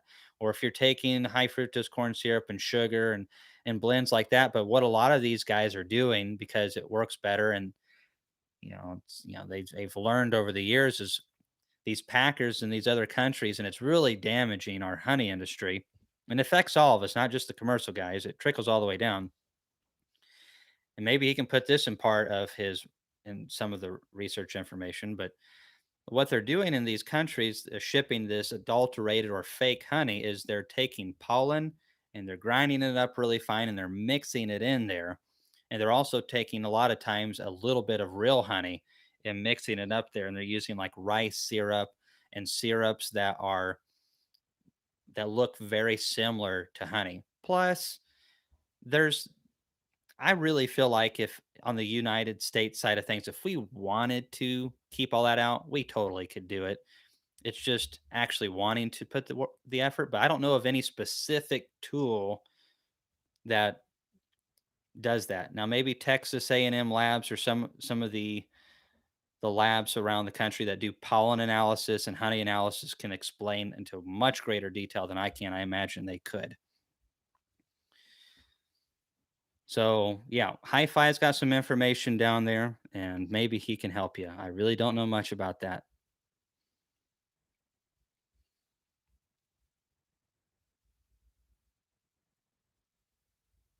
Oh, okay. Well, I'm sure your honey, Lindsay Homestead Farm and Honeybees is just fine. I did tease her about that. My honey was better than yours, but probably very similar, actually, if we're being honest. Laurel kept bees in the Dandridge area when she was well, before she married me, and I uprooted her and moved her out here and brought all that beekeeping skill and brain power over to the Kamon Reynolds empire. Best move I ever made. And her honey was very similar to what we produced out here as well. Wow, LSU 14, Alabama 20. I cannot believe it. They've really regressed this year. Usually it doesn't work out that way. They start out good or poor, and they kind of get better throughout the season. But they've had some rough games the last few games. Just not their year. Oh well, we can't get a national championship every year. It makes it more interesting for sure. But hey, it ain't over yet. Jeffrey says, Cayman, do you use fondant or syrup at this time if the year to of the year to feed your bees? So I use syrup right now. I just one of the things that I've been mentioning today is, if you look at the weather forecast here in Tennessee, it's going to be in the 60s. Get that 2 to 1 on, especially if you're using bucket feeders.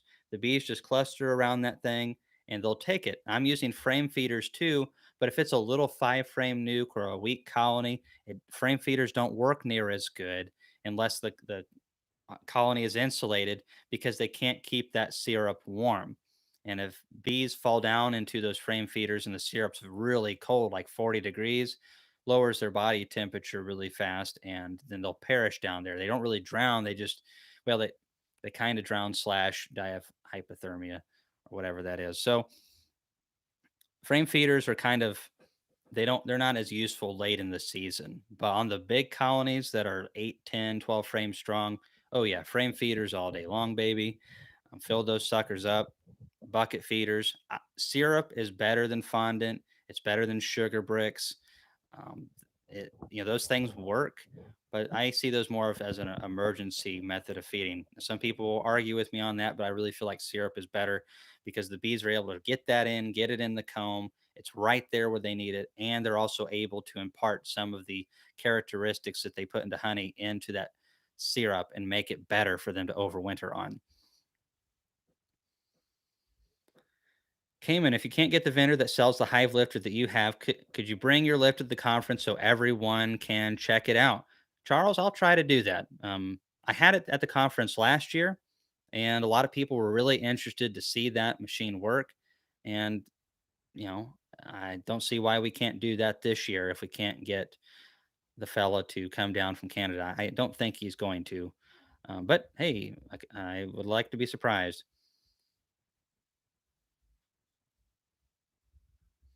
Hey, Cayman, can you help me with the Right Respirator to Use with Oxavap. I just got a new Laura Bees vaporizer and got to find a respirator soon. Right. You need a good respirator. There's a lot of difference of opinions on there. Thanks for the update, Don. Appreciate that very much. But it's better to go and be extra safe. And there's ones with carbon filters. They're pink cases. You can see them online. If you actually go to our Amazon store, we have them selected, the ones that we buy. But you can probably go to your hardware store and find them, I think, if they actually have it in stock. A lot of the hardware stores are out on things. But you can go onto Amazon and type in, I cannot remember the number for it. But yeah, you definitely want to make sure it has the carbon filters on it. Go the extra mile, make sure that you protect your lungs, and that's really important. One more. Okay, let's see here. I'm going to try some fondant out this year, Jeffrey. I think I'm going to test some out and just see how it does in comparison to the sugar bricks that I've used in the past. I don't really use sugar bricks much either, but I try stuff out. I like to see how it works, especially if I'm going to do a video on it. I need to know how it works. Okay, there it was. This thing jumped around on me. It's hard for me to keep track sometimes. One more question about the project. I have heard that raw honey will not readily mix with water, while adulterated will. There are mixed reviews on this online. Thoughts? Thank you so much. I don't know for a fact on that. Honey mixes fairly quickly with water, especially if it's warm. And I imagine adulterated syrup will. Now, is it a little bit faster? Yeah, but to the untrained eye, are you going to be able to tell a big difference? I don't know about that. I've also seen some really dumb information online about how honey has a memory and stuff like that. I'm sorry if this offends anybody, but there's just stuff like this all over the internet, and it drives me nuts. And it takes away from the good beekeepers and the good information. And there's people out there that say that honey has a memory, and that from being in the cell, when you put it in some water at the bottom, it'll form a hexagon cell looking shape. And that's how you can tell if it's real honey. Well, I promise you, if you take my honey that is 100% pure and stick it in water, you won't find that to be the case. It will not form a hexagon in the bottom. And if it maintains memory, why does it maintain other types of memories, like being in my barrel down in my extraction room for 5 months? So is it going to hold the shape of a barrel when I stick it in a cup of water, or is it going to hold the shape of a flower that it came from originally, or the stomach of a honeybee? Okay. So I know that sounds silly to me, and I hope every one of you, but there's stuff like that online. And probably to a new beekeeper, they're thinking, okay, maybe there is something to this. But if it sounds too good to be true, or too much like Tinkerbell's fairy dust has been sprinkled on it, then it probably is a bunch of baloney. All right. 15 degrees and the bees in full flight today. Crazy warm. See, when I think of 15 degrees, I think it's 15 degrees Fahrenheit. I'm like, there's no bees flying in 15 degrees. Ah, you got your oxalic acid vapor done today in the warmth. Okay, good deal. Well, those bees were probably nice and spread out, so hopefully you got all those suckers in that hive. Hope you're doing good, Ian. I've been talking about you several times today. I'm sure your ears are just burning. Hey, Brad, thanks for measuring those boxes. So the Canadian wood thickness, the US wood thickness is 3/4 inch. The Canadian wood thickness is a 7/8 inch box. So if you're purchasing Canadian, but you get it down here to the US, it may not match up. Sounds like it probably won't. But an eighth of an inch difference, as long as they're painted really good or they're wax dipped, probably is serviceable. But it I wouldn't like that very much, though. Right, and then if you're basing it off of lids and pallets and things and escapes, that could be, yeah, it's best not make sure all your equipment fits good. All right, getting on further down. Yeah, small hive beetles numbers have really gone up. They are coming into the hives to overwinter. Tons of small hive beetles in the hives right now. I'd say big colonies are between 50 and 100 small hive beetles to a colony right now in some of our yards. And It stinks. We had a couple of years where they were a little bit lower. I hope a bunch of them freeze during the winter, but they probably won't.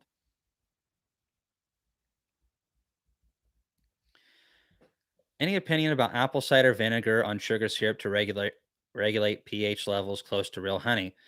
There is some information saying that that could be helpful. It definitely helps the syrup from wanting to ferment as quickly, but too much is too much. And I really think it would be better if you're going to use a vinegar to use white vinegar, distilled vinegar, because it doesn't have the roughage. The bees don't need the mineral content and all that content that's the roughage in that apple cider vinegar. Personally, if I'm going to use vinegar, it's going to be distilled vinegar. But you can use something like citric acid to acidify that syrup and provide some vitamin C. Um, and that is something that Etienne Tardif uses. And I think he may have some recipes for that. I'll have to see and see if I can get those for you guys. Ah, Harvey. We're out of it at our local hardware store too on those organic cartridges as well. Just out of so many different things, and it kills me. We have a wonderful hardware store here in Gainesboro. It's a third generation. I mean, just all the things you'd want in a hardware store, they actually know what the products do.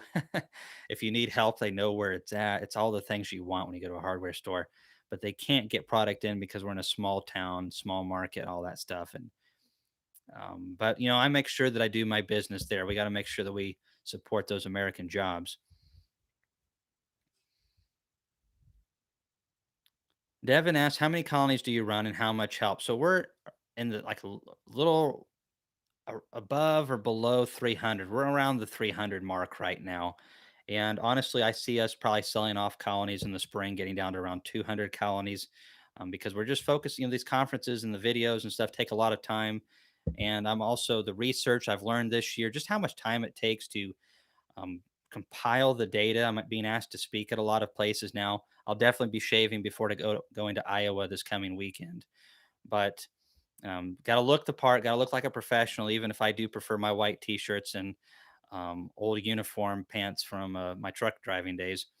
But that's how many colonies we run. It's just my wife and I. I'm going to get some seasonal help next year during the peak part of the season, making splits, making queens, pulling honey, extracting honey. Going to get some help for maybe a couple months or something like that, and that will help out tremendously. I thought this year I could live without it. Bad decision. Ended up costing me money. Let's see. Oh, I did it again. Did it again. I keep saying, let's see. I gotta stop that. Yeah, Jennifer. I mean, seriously, it's on the internet. I think you can easily find it typing that up. There's just stuff like that in beekeeping. And I think the reason why it's so prevalent in beekeeping is because bees are really completely alien to most Americans. And we've gotten so detached from our food industry and how things are created and how things are produced and how animals and creatures like bees live their lives. And in other countries, they're not as prosperous. So, we like to complain here in America how I don't say you guys, but especially young people around my age, oh, they whine about their lack of opportunities. They whine about how they don't get free college and they don't get this and they don't get that. Well, life's tough. Suck it up and go get something. No one's going to give it to you, or they shouldn't, anyways. You know, my dad gave me a kick out the door when I got to the right age where I was too annoying. He's like, "Here, I've taught you what you need to know. If you're not going to act like it, then go find your own place and go figure things out." And, go experience a little bit how tough things are. So I'm sorry I'm getting on my soapbox here a little bit, but yeah, we're so detached from how things are in beekeeping, especially where everything's so foreign and alien. There is a plethora of crazy information on how to keep bees, and most of it will kill your bees if you do it because it won't take care of the problems. Like a lot of people think that feeding bees sugar syrup is bad for them. It's actually healthy for them compared to nothing at all. And you can actually make an argument that old honey that's been in the combs all winter long and feeding that to the colonies versus fresh sugar syrup, you probably could say actually that It could be better for them. We could get into that, but it's quite a the world is a complex place. That's what it is. You want to work 10,000 hives, tomahawk missile? Well, more power to you. That's a lot of bees. Hey, Jamie. Yeah, I think I have seen your emails. I apologize. I literally am getting just a ton of them. And a lot of times, if it's not something that is extremely pressing, then I'll go to what's next and I don't get back around to it. Maybe you can talk to the company that you're wanting to deal with, and they can set something aside and work with you on getting it somewhere outside the conference. But I don't think that I don't think it would be good for me to start doing that because there's no way for me to regulate that. And maybe going on in 2023, we can have some time on Thursday, the day before it starts, to have like a trade show little thing, and we can kind of have some of that kind of stuff. But primarily, we're keep trying to keep it as simple as possible, and I can't have a bunch of people coming in just to get product, especially when product is in such short supply. I need to make sure the people going to the conference are getting first served first.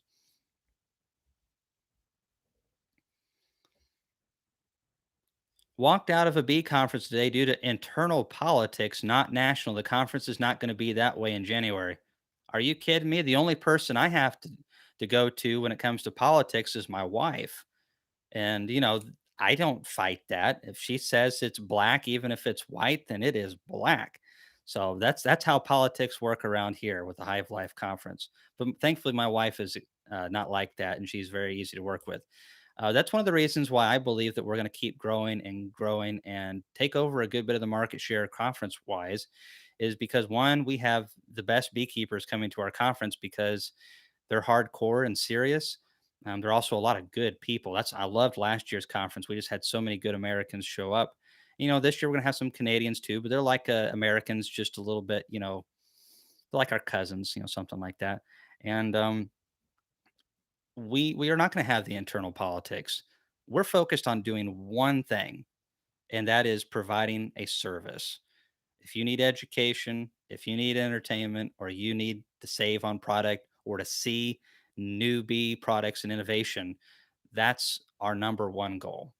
And we feel like if we can do that and provide value to the people that come, then maybe they'll come back again and hopefully they'll tell their friends. Uh, so no politics. But I believe that's why is there not already a bunch of conferences out doing this? Now there is the ABF, there's the American Honey Producers Association, and there are some other conferences out there, but almost always they split up and get broke up due to politics. There will never be any politics at my conference, let me tell you. Unless you bring them with you, and then we'll ask you to leave. All right. Horizontal bees. Hey, Ricky, thanks so much for supporting us yet again. Thanks for coming to our conference for the second time in a row and creating a horizontal beehive, which I wasn't sure how I would like it, but I really like that thing. The bees are doing great. You know, if you're doing 1,000 hives, 200 hives, not the most practical thing because if you're needing to move bees around or you're wanting to pull off stacks of honey supers really fast. But I mean, for a small sideliner, I guess you could go past that. I knew a guy, some people know of Wyatt Mangum, and he was a researcher, but he also ran three or 400 top bar hives for pollination and produced some honey and made splits in top bar hives. And so, I mean, if you can do that with top bar hives, I don't see, I guess, why you couldn't do it with this. It's just a different way to manage things. And the bees obviously love it in there. They're doing a great job in that horizontal hive. So I'm hoping I can be a good beekeeper next year. And I would like to produce over 100 pounds with them next year. So I'm hoping I don't have to have a perfect honey flow. I just need to have an average honey flow with a good colony. I can make 100 pounds. Hey, Cayman, did someone steal your razor? No, Don. It has been that busy around here. I've been spending probably 15 hours a week on the phone for this conference. Vendors, making sure we have a forklift at the conference, making sure we have 220 hookups, lighting. projectors, different companies talking about. I'm trying to work with them to get the deals like with Man Lake and stuff like that so I can save you guys a couple bucks on stuff you're going to get anyway. So the this has, and also putting together my presentation for Iowa, which I'm trying to really knock out of the ballpark. Also taking care of our bees. And so yeah, the razor uh is actually pretty sharp because it hasn't been used. Laurel hates it when it's like this. Getting ready for winter, sure, sure. That harsh Tennessee winter that we're gonna get. And so some of you are gonna ask this and already have asked, what's the weather like here in early January? It's usually pretty decent. I mean, I'm not saying it's gonna be like 60 degrees and sunny because it probably won't, but there is a chance that it could. Usually early January, it's a little cold, but as far as ice and snow goes, more often than not, we have none of that. Usually it comes much later in January or February if we're going to get some. There's always the possibility, but I would say probably we're going to be somewhere around upper 30s. Better chance of getting rain than snow or anything like that. Could be wrong. We'll just have to see. Of course, now that I've said that, watch us get 2 feet of snow. I'm sure that we won't. We haven't got 2 feet of snow the entire time I've lived in Tennessee. Oh, someone just commented, and Laurel has posted this below. Even those of you who aren't planning to come to our conference this year or can't make it, think about it maybe in the future.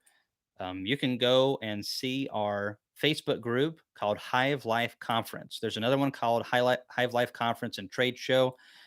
It was put on by one of the people that are coming. They're trying to get a bunch of people to kind of do RV groups. It's run by Craig Shelvin. He came last year, good guy. But go to the Hive Life Conference Facebook group if you do Facebook, and you can keep up with all that stuff.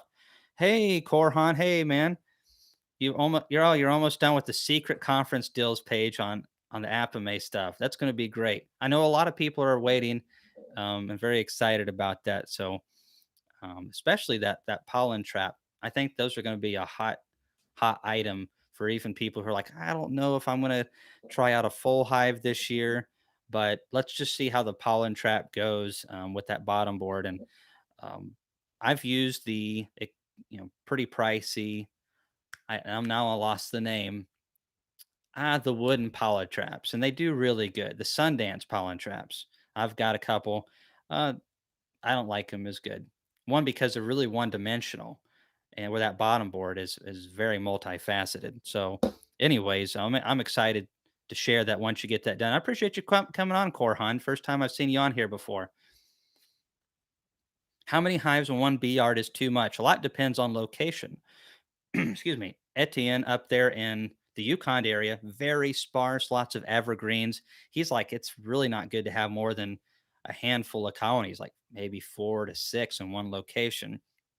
Whereas there are some places in the United States that are just, you can just have so many bees in one location, but then maybe you get a dearth. A lot depends on location, location, location. I find for my area, 40 colonies max, and the bees do better if there's 30 colonies. Probably would do better if there was 10 colonies to a yard, but you have to kind of find out what's going to work with your area and also with your management. If you're a smaller beekeeper and you have a little bit more time, then maybe 10 to 15, 20 to a yard. But and the more yards you have, the more complicated it gets. But again, the more you have in one location, the more increased pressure there is on the bees there. Personally, I like 30. That's a good number, I think, between management and what our yards will hold. So I'm going to kind of scale back to that. But our best two bee yards, I make sure to keep 40 colonies in those bee yards. And a lot of times I'll have a little bit more than that because they're just so productive. And I want to make sure I have good colonies in that yard at all times. Also, you don't have to put your bee yards as far back as what some people will say. Some of these bee clubs that I was going to for a long time, like, you need to make sure that you have at least 4 to 5, 6 miles in between bee yards. There's no reason to have your bee yards that far unless you just want them that far. I think, for 30 colonies, having the bee yards around 2.5 to 3 miles is good. But I have some of my best bee yards about 2 miles apart. and that works really wonderful. I mean, if it's a really good location, you could probably do a mile apart, but I really think 2 miles is the nice sweet spot. That's not too far to drive. Everything's pretty close, and you still get a good bit of a buffer there. Yeah, bees can fly that far from one hive to the other, but at the same time, when they're producing honey in spring and they're go go go making that big honey crop, they're not flying a mile away to make all that honey. It's not efficient. They burn so much resources just to get to the crop to bring it back. When they're making that surplus honey, that's off of stuff that's within probably a quarter mile or less.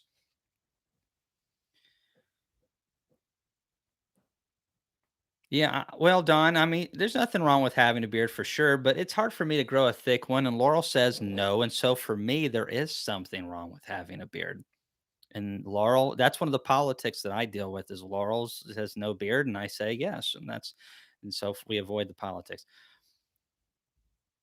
Well, Korhan, I'm glad things are maybe slowing down just a hair for you. I know with the May things have just been wide open this year, but I know you've been really hard at work and bringing some positive change to your industry and your business. So I really appreciate you taking that extra time for our conference. I know what we've discussed today is going to excite a lot of people, and I know it takes a lot of work to put that stuff together.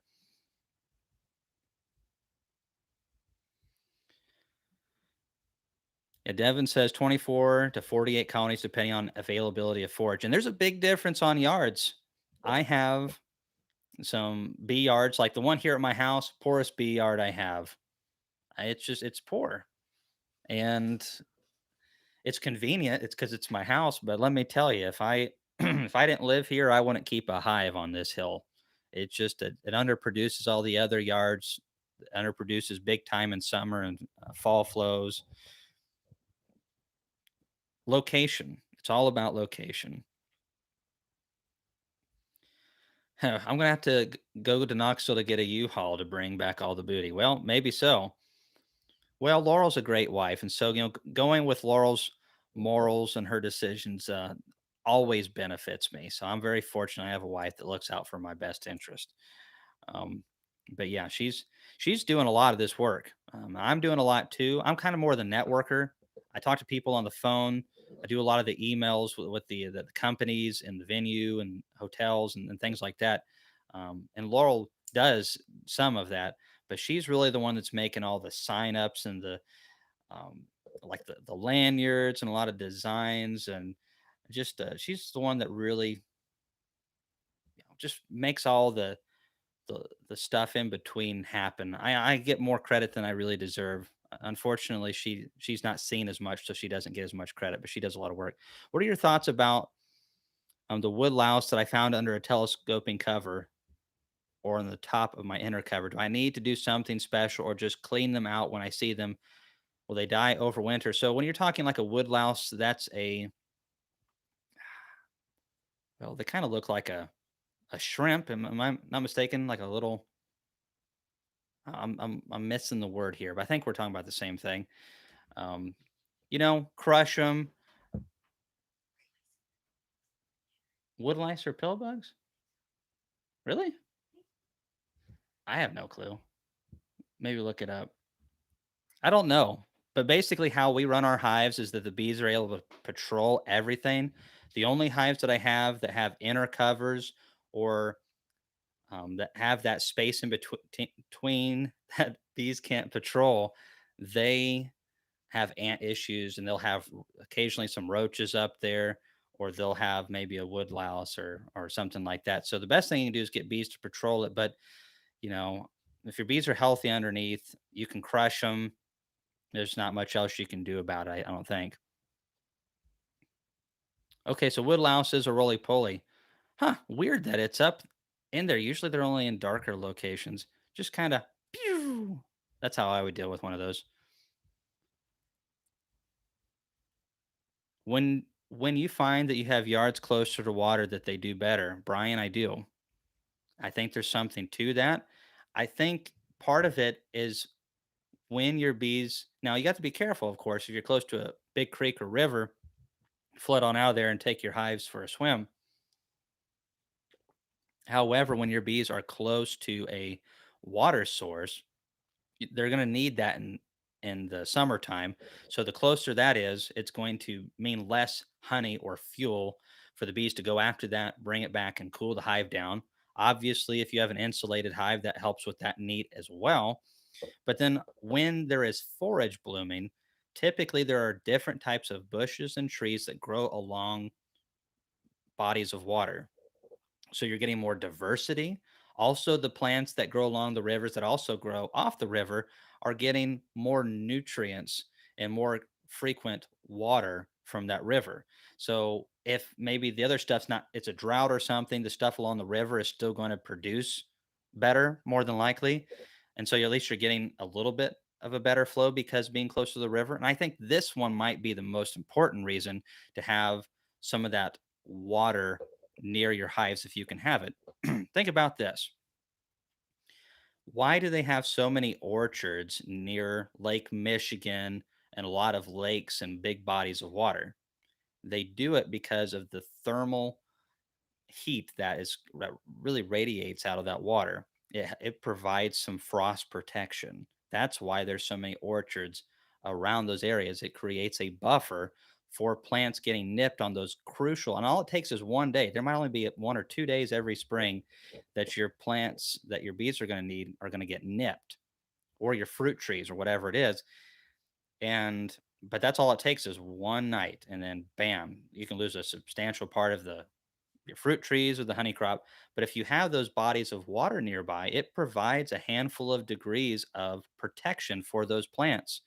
So that's why I believe that it can be advantageous to have bees near a substantial body of water, not too near, but within flying distance, so that those plants that are around that will always be protected and nourished by those bodies of water. It makes sense to me.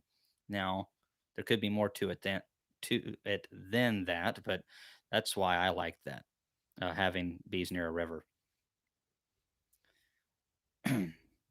Yeah, the conference is pretty close, Devin, and Bob's coming up. And actually, a couple of the beekeepers that Bob has is going to be coming to the conference too. A couple of those employees are going to be coming to the conference. So I guess I'm going to have to put up with Seth. And of course, one of his receptionists, Molly, she's going to be there. And she's a lot of people have called Blue Ridge Honey Company no Molly. So I don't know if they allow her to have caffeine or not, but I'm not sure we'll let her have any at the conference. She's like me. She has so much energy. Um, let's see. I did it again. I just said it again. Hey, Yvonne, thanks for coming on tonight. Thanks for hanging out with us, even though it was really late. Tomahawk Missile, do you split your hives 3 times a year when strong? Oh, yeah. If it's a good, powerful, good colony, it's getting split 3 times a year. Yes.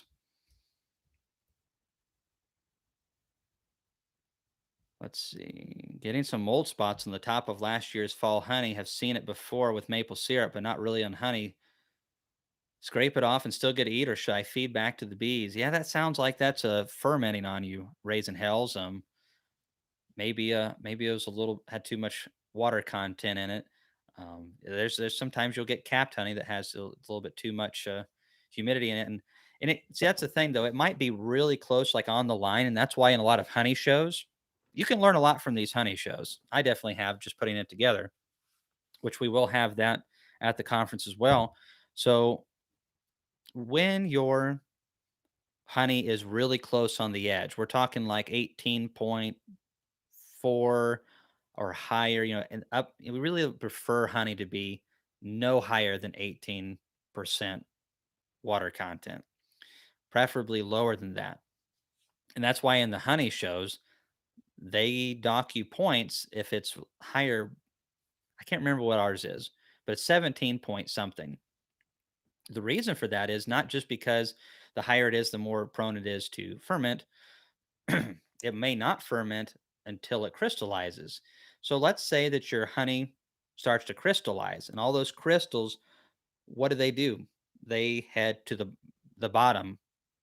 And so what ends up happening is you can have honey up top that gets more of the moisture content because the crystals are pushing up more of the moisture and there's separation going on. And so what was okay as it was in a liquid form, but now since there's some separation, different things going on, you're getting more moisture content up at the top than there needs to be for the percentage of honey and or sugar, natural sugar, and it causes fermentation at the top. Now the stuff at the bottom might still be okay, but it's that's why it's really good to make sure that your honey doesn't granulate too awful much, and also that the water content is not too high or close to being too high, because then you can run into some of those issues. Bob actually has a lot better talk on that than I do.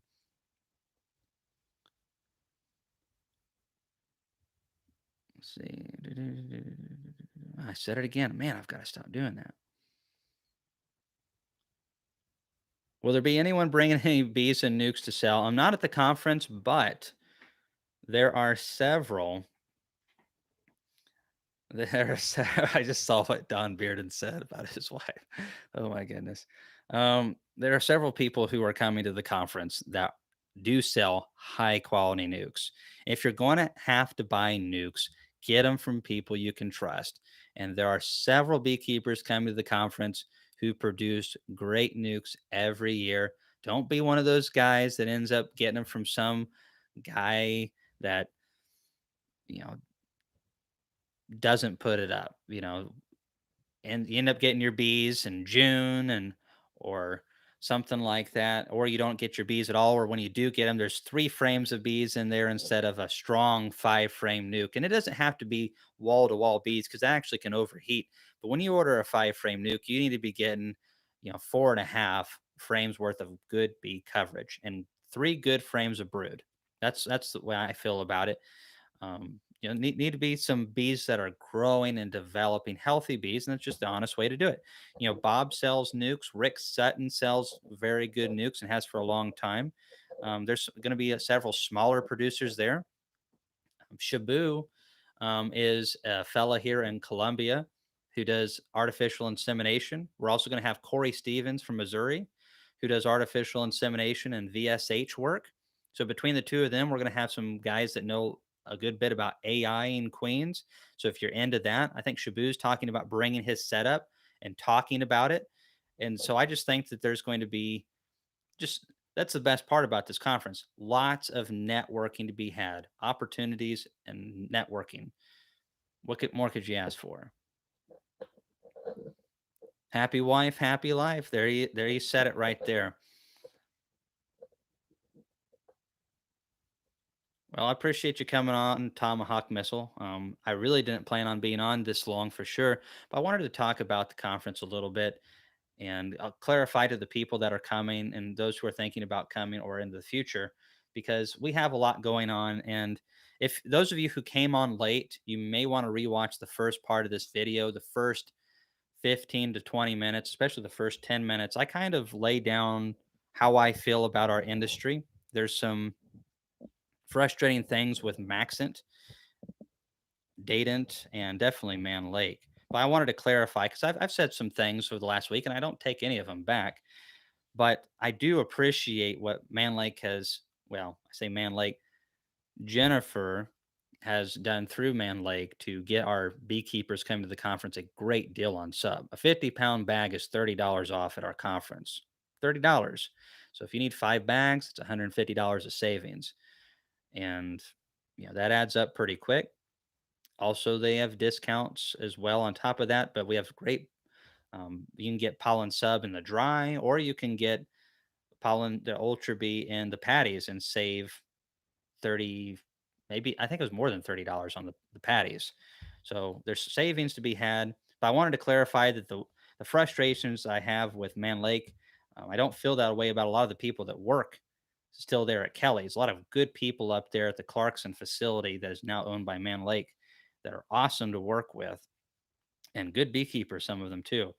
Also, the same way I feel with Tasha at Data. She's always done a great job for me and helped me out, and has trusted us with our conference last year and came. Both of them came, but Dadant is just such a sloth of a company, and it's frustrating. We need American manufacturing and beekeeping to be stronger and more pronounced. And the frustration at the beginning of the video was I can get Polish stuff, I can get Chinese stuff, I can get Turkish stuff, I can get everything but American. There is going to be some data stuff there, but not a lot because they don't care to actually take a little effort. They don't know that I know they have it. They just won't. They're not going to come out and bring a bunch of stuff, and it's not Tasha's fault. Dayton just doesn't care to do that kind of thing. But it's unfortunate because Dayton is going to lose and lose and lose more market share, and it's a shame. You can still pre-order stuff and get a 10% discount on Dayton extractors. So again, 21 frame extractor, 10% off. Save $210 right out the gate. You pick it up at the conference, no shipping, and bam, that's $500 right there that you saved instead of having it delivered to your house. So we have Dayton is doing some good stuff for us, and Tasha's got a couple deals in the works for things at the conference. But I'm also frustrated with Maxent. I know this year's been hard, but I'm very frustrated with American beekeeping manufacturing right now on the sideliner and hobby level. I'm looking at Lyson, I'm looking at Swinty, I'm looking at companies over in Europe, I'm even looking at companies in China and saying, wow, they have things that we don't. And not only that, they're more available. That is super frustrating. And, I know Maxon's fallen on hard times and they say that they have some issues getting steel and different things. However, um, I don't. I mean, you still got to be able to produce. I mean, you got to be able to produce. They're months and months out. There's orders out from guys that I know that ordered in March, and they canceled their order last month because they still hadn't gotten anything, and they had to resort to getting a different extractor. So meanwhile, the competition grows and US manufacturing is taking a hit. Do you think Maxent, after all this, is going to be innovating for us anytime soon? I reached out trying to get a custom made wax melting unit because there's really not a lot of good wax melting units on the market. For those of you who have watched Ian's video on wax melting with his Finley, it's got this really crazy, innovative device. It's called a second valve. Okay. I don't know that much about this industry and welding. I bet you I could probably figure out how to put a secondary valve in pretty quickly. And my wife does welding, so I know she could. When you have that secondary valve in your tank, let's say your tank's this. You have one in the center, one at the bottom. Dadant, Man Lake, and basically everybody else has one valve at the bottom for their wax melting tanks. And they're like, that's all you need. No, you don't. You need more than that. You need one at the center. So if your wax level is here and you have one right there and the top of it's here, all this wax up top, you can drain that off. Nice, clean beeswax. Makes it so much easier. If it's just at the bottom, you can't use that. You have to dip it out of the top. It's crazy. Just one valve, that one little piece of innovation makes it better. So Maxlent does do that. But they say they probably won't be taking any pre-orders of that kind from at least a year. I can't wait a year. I need to do my wax this winter, and I'm going to try to upgrade my wax finally after all these years. I've got literally barrels of wax that I haven't been processed from years in the past because I've put my money into other places. The only other option that I know of right now, maybe someone can correct me on here, to get a double valve system that is good is the Finley like Ian uses. Well, I don't have as many hives as Ian, and I don't have as much wax as Ian, so it's hard for me to justify that. But those are that's the conundrum that I have is, dating, all they have to do is put another valve in there. Man Lake, I don't want any of their equipment anyways, not their metal equipment or their wooden equipment. Wow, I don't really want much, do I? Um, And then, but I can't get it from Maxent. So it's a frustrating situation that we are in because Maxent won't be at the conference. And I have probably more questions about getting stuff from Maxent than almost any extracting. I think I have more from them than any other extracting company. And unfortunately, the answer is no. Their dealers don't have anything Maxent either.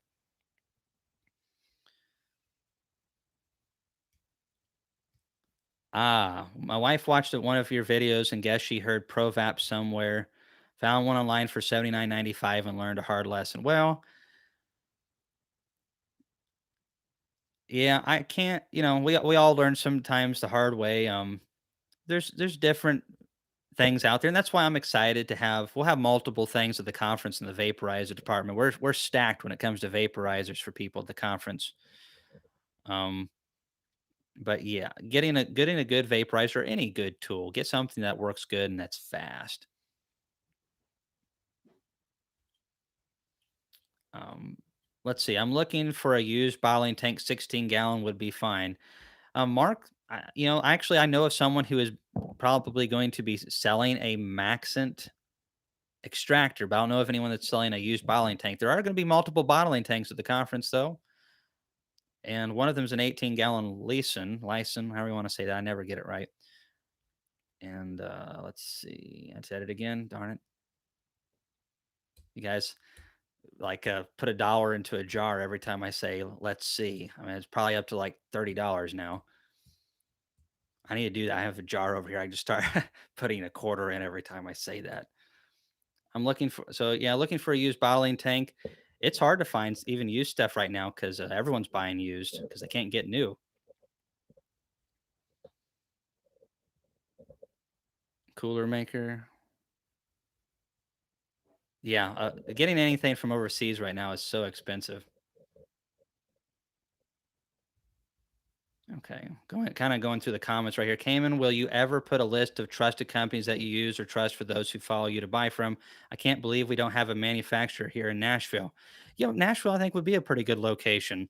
Nashville's a pretty booming industry, and I really think the market's right. I mean, it's not going to be easy. Beekeeping is not one of those businesses you just get in and man, you're going to make millions, and that's why you don't see a lot of industry in beekeeping, a lot of innovation, because a lot of the big companies look at beekeeping and they're like, "Yeah, that's not enough money. We wanted something that's going to make more money." But beekeeping, it's not all about the money. And to me, I think you can still carve out a good living and do something that's fulfilling. I think there's opportunity. I really think there's a lot of opportunity in beekeeping right now because the big companies are really dropping the ball.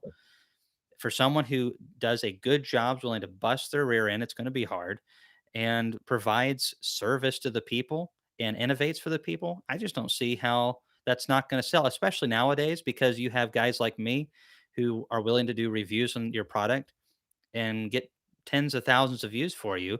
Now, if your product stinks, then I'll give it a review, but you might not like what you get.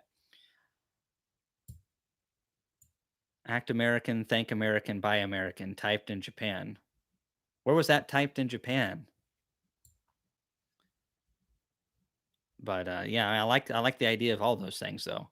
I mean, I just watched a series on Medal of Honor recipients, and, one of them was, just one generation removed from being had parents moved from Japan right before World War II, and or before World War II, and then, they wouldn't let him fight for the US even though they were Americans because they were very suspicious of the Japanese at that time, but he did serve in the Korean War, and that's where he got the Medal of Honor for his actions in the Korean War. And what we did over there, which was one of the probably the better wars that we were in, because we actually accomplished some good things in that. But there was what he did was amazing, and he he looked like a Japanese guy because he was full blooded Japanese, but he thought like an American and he fought like one. And you know, I see stories like that, and that just makes me so proud to be one myself. And it really has nothing to do with the skin color or anything like that. It has everything to do with the attitude. And there's a lot of white people that are not Americans, and I don't like them very much.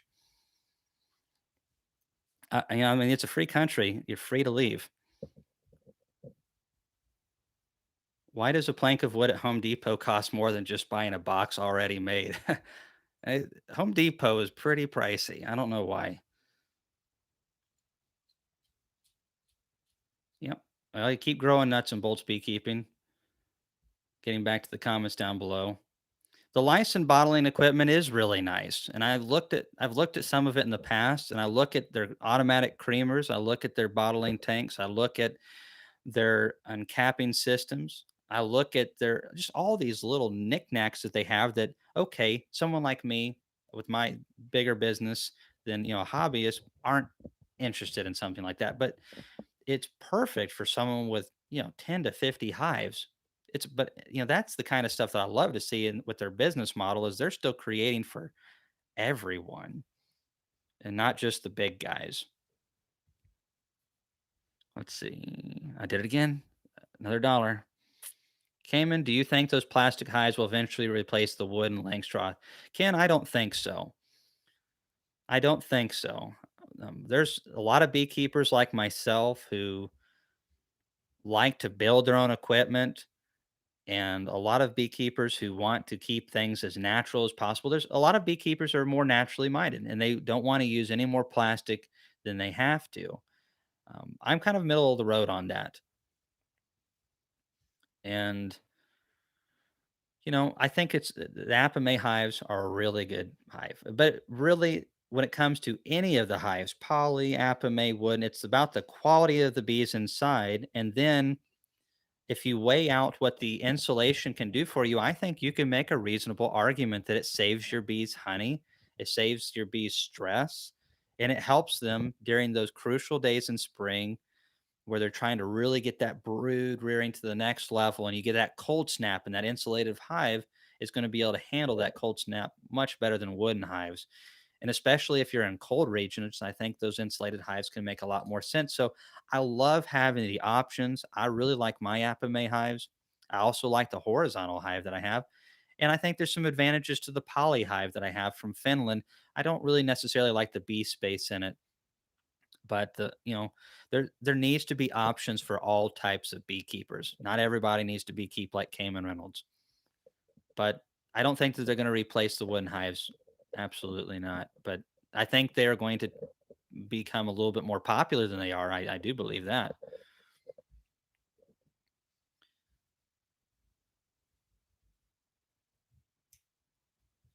I have a 5-gallon bucket of honey that's crystallized. What's the best way to use it? I'm thinking feeding it back to the bees in the spring. You could do that, Corey. I would want to thaw that out, though. I mean, thaw it as far as, make it to where it's not crystallized anymore. Otherwise, it would be hard on the bees. And, it'd be better, honestly, probably for your bees to feed them sugar syrup in the spring. Old honey actually isn't the best bee food in the world. If you study it, Bob has some great information on that. So do a lot of the people up in Canada. Old honey can have roughage in it, and you might find that. I mean, if you want to feed it back, it's not going to probably hurt your bees, especially if it's in spring. Now, old honey could hurt your bees going into a long winter because it could have a lot of roughage in there. But you could just warm it up, bottle it up, and eat it or sell it and feed your bees some sugar syrup. And honestly, the bees probably would benefit from that fresh syrup cleansing out their guts. A lot of people say sugar's bad for bees. It actually can really help cleanse out their system.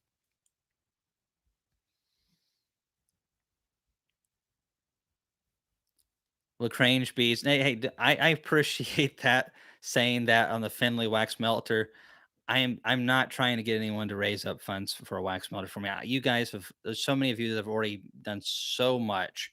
And honestly, that's why I want to do this conference. I feel like, if you're wanting to invest into your beekeeping, I think the conference is a great place to go because um, the speakers that we have now and going forward are just going to be some of the best in the industry. There's going to be some deals for you, lots of different things, and I'm going to get a good wax melter. I know I'm already in the works. Been talking to Finley, and they have a smaller model that I'm looking into. So it, so don't be a bunch of people sending money, please, over my wax melter. I'll mind my own beeswax. Hey, Larry, thanks again for donating again on this live chat. You just purchased an older Walter T. Kelly bottler. It's larger than I need, but it was well taken care of, and the price was amazing. Shop around; they are out there. Walter T. Kelly, when he created Kelly's, he was a professional commercial beekeeper, and then he just thought, you know what, this is something I can diversify. How he brings in money, kind of like what Bob does. Because some years you have a bad bee year, nectar doesn't flow and stuff like that. So he built that business and built it from the ground floor up. Created what at the time was a very innovative, very very beekeeper conscious industry. But as he got later in years, and especially after he passed away, then Kelly kind of just maintained what they were and maintained what they were, and they really didn't innovate. And even if you look back just a couple years ago, the Kelly products that were being sold were way out of date. They were still building stuff like it was the 80s, but they were still made in the US, but they weren't innovating, and some of the leadership, well, it was bad. And unfortunately, a lot of the employees have suffered for that, and a lot of the beekeepers have too. But the reason it was great, and the reason Man Lake was so great back in the day, is because it was run by beekeepers, and that's why Dayton became what they were. These big companies, they forget about it because at the leaders at the top of these companies they're not beekeepers. They don't understand our needs. They don't care to service us. They just want to see that money roll in, and they're content to maintain what they have, but they're going to find it increasingly difficult. I promise you that in the future to compete with these smaller companies because one, I think we have some of the right individuals in place, and now we have found a way for them to be able to market much, much better. And they're going to lose market share, and they're going to keep losing it until they fix it. But sorry, I got on a little my rant there again. But Larry Lee, appreciate you again. And yes, Walter T. Kelly made some solid stuff. If anything, they were overbuilt back in the day. And with some good TLC, that thing will probably be around quite a long time. And yeah, if you shop around, you can find some old stuff. You just need to go look at it first and make sure it wasn't left outside for 20 years. Finley wax melters are very energy efficient. Well, Ian, that's why I like it. It looks like everything you'd want to have in a wax melter that I can think of.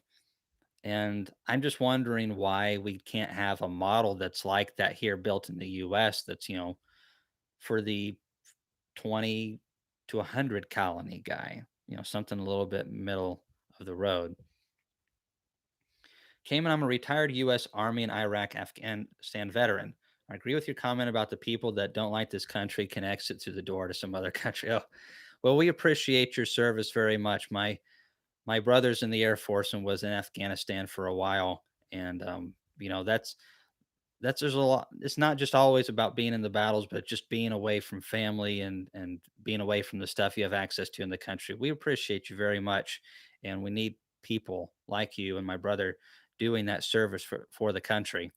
And there were a lot of people. I know not everybody, especially the darn media, doesn't appreciate what the soldiers do, but there's a lot of people in those countries that did appreciate that, and we appreciate guys like you very much. But yes, America first, and I mean we have the option. If you find a country that's better than us, then please, by all means, go. Though I don't think Canada will take you. Probably, Ian says don't send them up there. Sorry, maybe I missed a topic, but is there a conference coming up somewhere in the southeast you're doing? Missed that one here in Alabama a month or so ago. Yeah, John, we have a conference in Sevierville, Tennessee. It is January 7th and 8th. Ian Stepler, Bob Benny, myself. We have Frederick Dunn, Randy McCaffrey, Rick Sutton, a couple more. Can't keep track of all these people. We have over 20 vendors, and some of them are just awesome. Great deals for you. So if you're going to be buying this stuff anyways, you probably can pay for your ticket and maybe even your hotel, depending on how much you buy on the savings. Not to mention the education you're going to get. I have some people scoff at the price, say $180. Cayman, it's just too much money. And I understand if you can't afford it. I mean, there's been times in my life where I didn't have two nickels hardly to rub together. But I know what we're offering is worth that much, and we're looking into the future.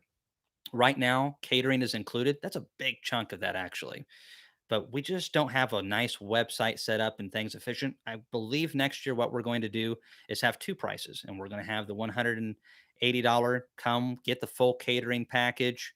That'll be great. I still think a lot of people will like having that. Very convenient. Food's great. It's not like bologna sandwiches, but then there's going to be the option to go and get your own lunch, and you can save a pretty good bit of money off of that right there. And so we're going to have that option next year. I just this year we're still very new and upcoming conference. However, at this rate, we very well may have with vendors 800 people at the conference. And Natalie with Beekeeping Like a Girl is thrilled to death of all of her fans that are going to be there. I told her to make sure she brings a good Sharpie to sign autographs. Hey, Ian. Yes, Chris is bringing down the easy loader, and he says he's come down through recently. It's a little bit of a pain in the butt, but he feels confident that unless something drastic happens, he's coming on down. Maybe you ought to get on his in his truck or on his trailer and just ride on down and free gas. Flying will be a lot better. I'm confident. It's gonna be a long drive, but he's got some other business to do down here. And yeah, it is, unless something changes, we've got that easy loader going to be here for sure. And we are going to have fun playing with that. Ian's going to be over there messing with it. And I'm thinking they're going to hook me up to it and we're going to see what we can do with it. Has someone sponsored Ian yet? Want to make sure he gets out of Canada so we can hear what he's going to talk about. I have a sponsor for Bob. I've got a sponsor for Frederick Dunn, Randy McCaffrey, and Mr. Ed, but I don't have one for Ian yet, or Rick Sutton, or Kent Williams. Yeah, that was Kent Williams was one of the speakers I failed to mention. And nope, no one. But Ian's in Canada, and he's not American, so well, sorry, not he's not U.S. He is an American. I apologize, Ian. I know I'm fixing to get my rear end kicked over that one. Anyways, yeah, food was good last year. It really was good, and as long as you get a bookmarker, well, John, we'll make sure that you get a bookmarker or something better. Yeah, Ian's got some great videos out there. Ian was really one of the first guys on YouTube to really just put it out there on the fundamental information on the professional side of things and really just try to help people out and did a really good job of it. And then when I first got going and was trying to get just a little bit of ground speed with our YouTube channel, and when you only have 400 subscribers, when somebody tells you that you're an idiot and you don't know what you're talking about, even though sometimes that could be the case. When someone says that when you're that small, it really kind of hits you hard. When you have someone say that at 40,000 subscribers, it doesn't hurt near as bad. But still, Ian was one of the guys that early on, kind of said, "Hey, good job, good content." He comment from time to time. There's a couple other guys like Frederick Dunn that also showed some support, and I can't say how much I appreciated that. It really encouraged me, and there's a lot of you that did the same, and that encouraged me. And that's the only reason we're having this conversation here today.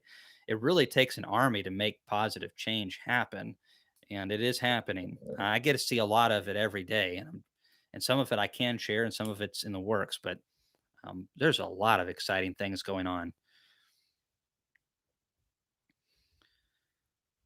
Yeah, Kent did a great job. He's a great guy. He's definitely a country boy for sure, but we like country boys.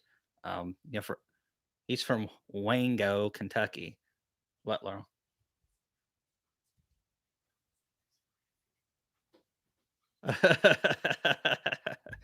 Oh goodness.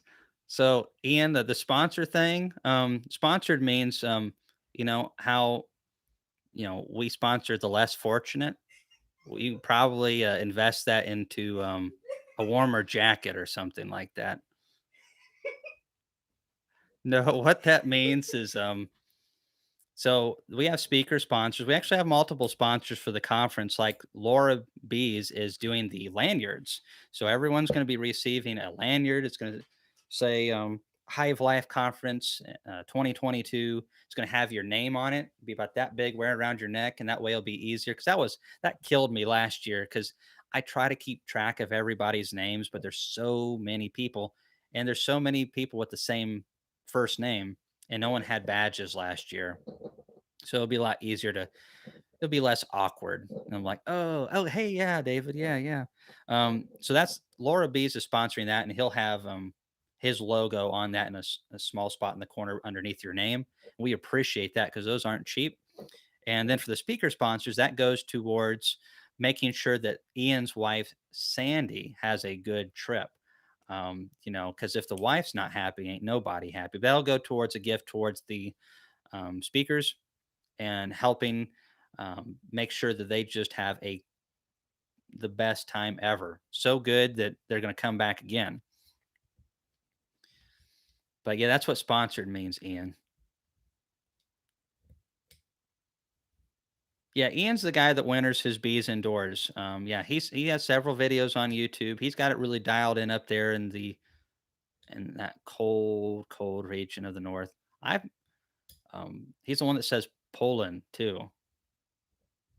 Yeah, it is cool. And we just thought this year we put out some sponsors because we have a lot of expenses with this new venue.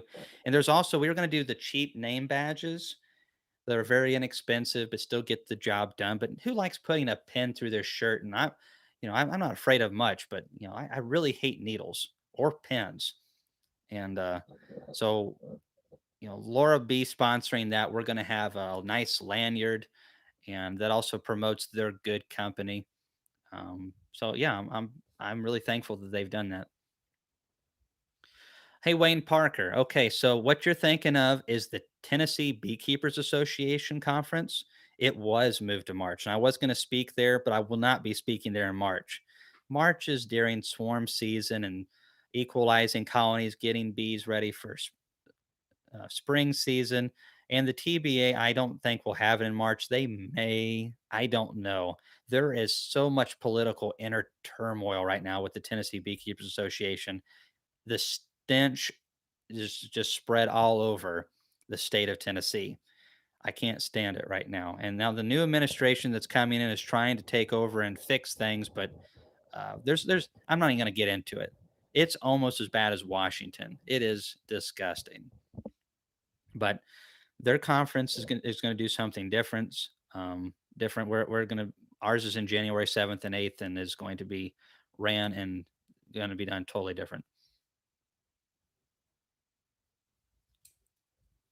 Let's see.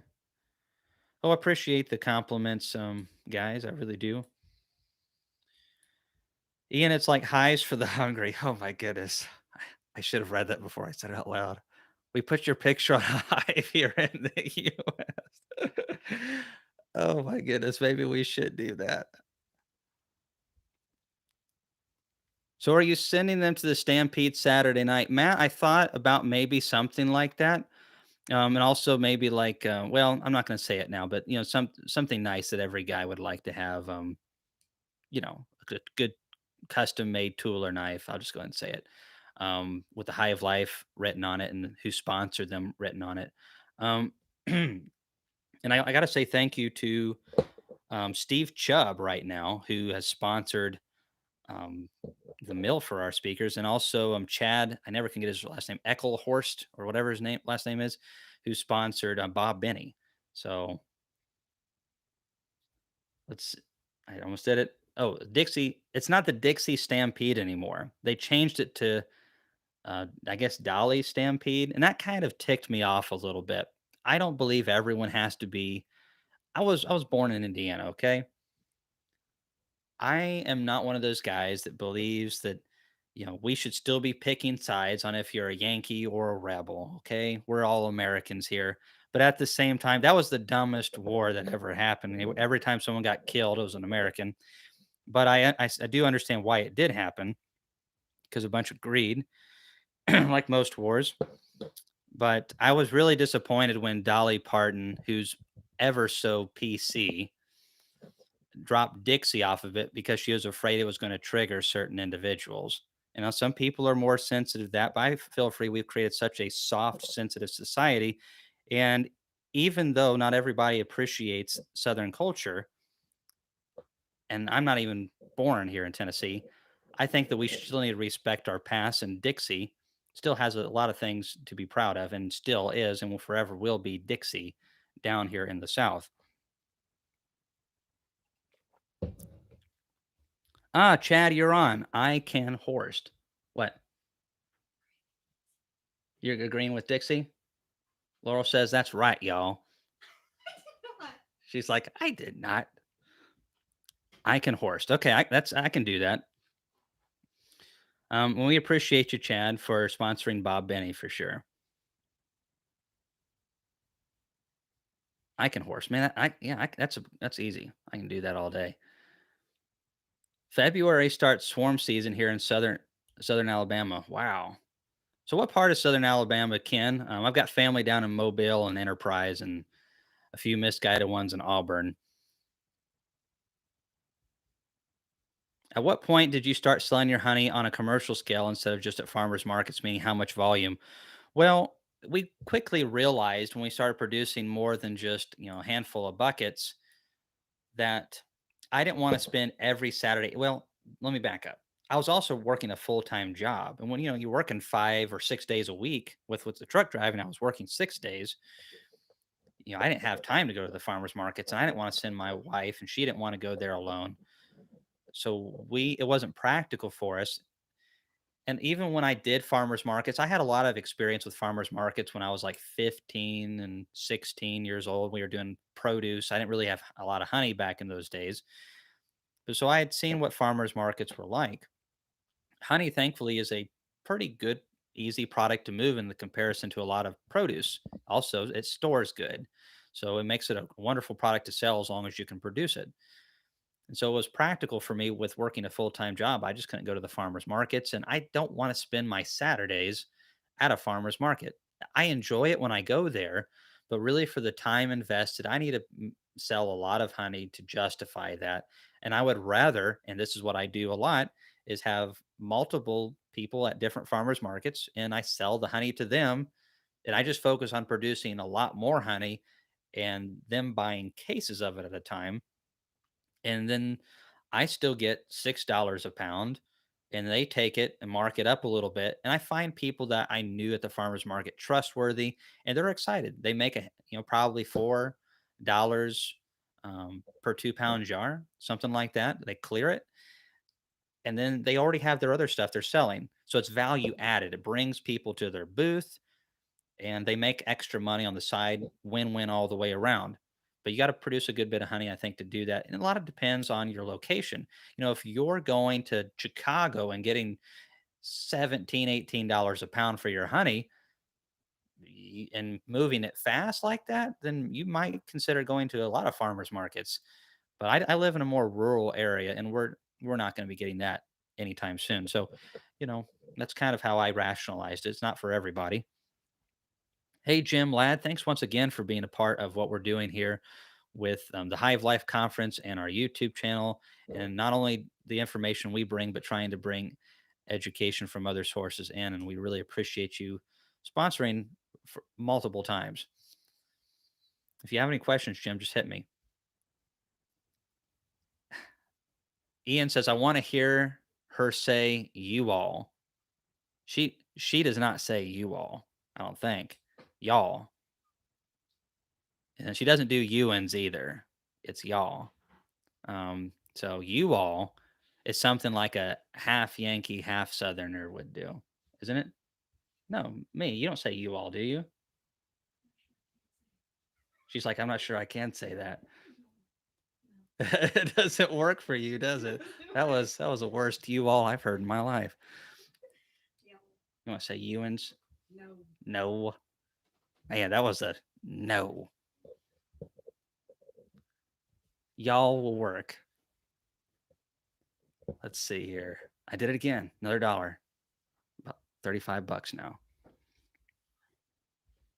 I've got this thing every time that I say, let's see here, I have to put a dollar. That's why I need like a thing over here, just or at least a quarter, because I've said it so many times. I got to break that habit.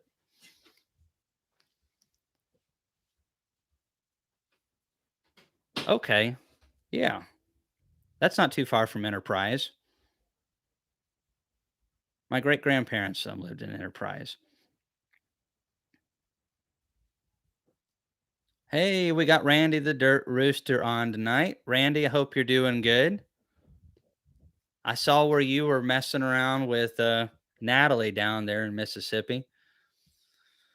I tell you, Randy, you better watch out. Natalie's coming for your job. She's, I don't know. I mean, you better watch it. You might not, all your subscribers might jump over to her channel.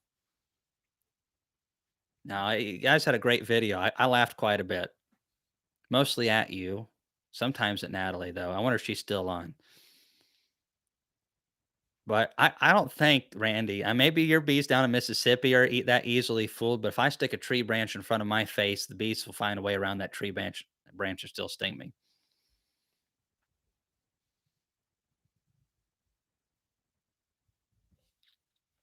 Yeah, Natalie can have your job. Well, that's good. I'm getting some text messages like, better watch what you're saying. But yeah, we've got a lot of stuff going on. Randy, you just come in.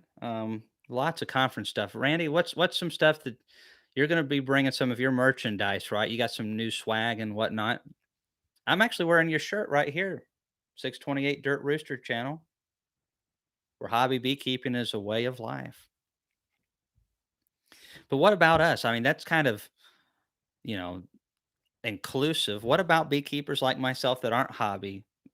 You know, don't you think you should do something about guys like us? It seems like you're discriminating against beekeepers that have a lot of hives, Randy. I'm offended now, triggered. Laurel, where's my safe space? Looks good on you. Thank you. Thank you. Oh, I think I pulled a muscle in my right arm. Uh, Tagged on. Okay. Should I be feeding sugar syrup when temps are getting 28 degrees at night? Well, Chevy, I don't know how warm you're getting during the day. I know in some locations temperatures can fluctuate a lot between daytime temperatures and nighttime temperatures. If it's 2 to 1 and the bees are taking it pretty fairly quickly, and you're getting up in the 50s, I still feed 2 to 1 in the 50 if it's getting up into the 50-degree range. Some people don't. And I think if you're in an area that's going to snap and get really, really cold really fast, then maybe that might be a bad idea. But I mean, it's November. I've fed in the 50s all the way through November. And the healthy colonies kicked butt and took names. Weak colonies stink at everything this time of the year. So take it with a grain of salt. But if it's going to be warm enough, I feed them. Don't pay attention to text messages. We need the truth. One of them is on this live chat right now, and they're sending me secret messages and trying to mess me up. So I'm just going to turn it off. Yeah, text messages can get you in a big trouble. I got my first cell phone when I was 19 years old. I've never been a tech person. It's funny because here I am on YouTube, right? My wife forced me though. I'm an old soul forced to live in today's times. However, I like how we can communicate like this, and there's a lot of great good we can use it for if it's used properly. But my parents warned me about texting, especially texting girls. And I got my first phone at 19, and I didn't even care to have it. I lived so far without it, and I was just fine. I didn't really care. And back then, cell phones, I had a flip phone.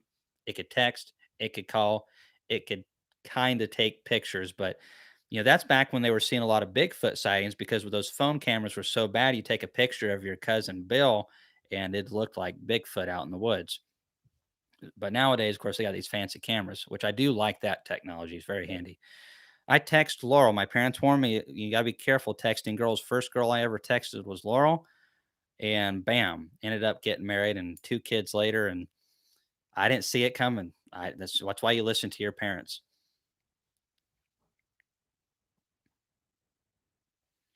Jordan Gibbs, I we're I don't know, we're not really doing conference scholarships, but how old are you? That's what I like to know.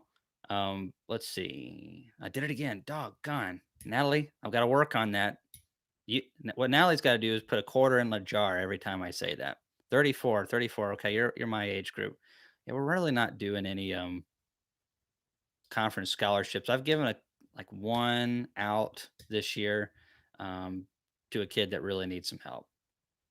Hey Ken, thanks for coming on. Appreciate you. Thanks for your service. But he's pretty young, needs some help. Um, Next year we're gonna have some available though. That's the plan to have more. I'd like to have 50 next year. That would be ideal.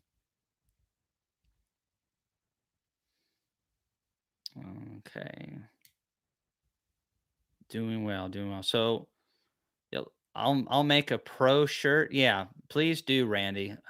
Don't be discriminating against professional beekeepers like myself and Ian just because you like hobby beekeepers better. You can't be doing that these days. You gotta be like Dolly Parton. You gotta make sure that you cater to everybody except your loyal fan base.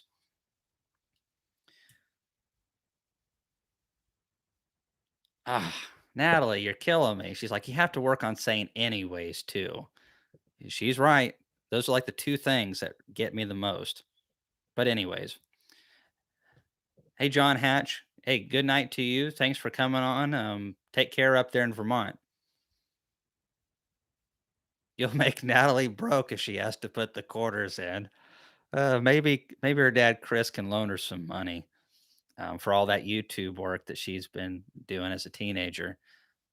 Actually, wait a minute. No, she ought to be take that back. She's got subscribers. She can handle herself. Natalie's an upcoming star, so she's just gonna have to deal. They still say that, Natalie? Just gonna have to deal. Any advice for a first year beekeeper in the Kentucky Appalachians? The one thing I should absolutely take away. Ooh, one thing. Hmm. It's hard to just say just one thing. There's more than just one thing, but don't be afraid to get into your hives. Get in there. Don't be afraid to lose a hive too. I mean, it happens. It happens to everybody. Bees are so dynamic, and if you and be willing to learn, beekeepers have to be folks that are tough and they're not willing to give up.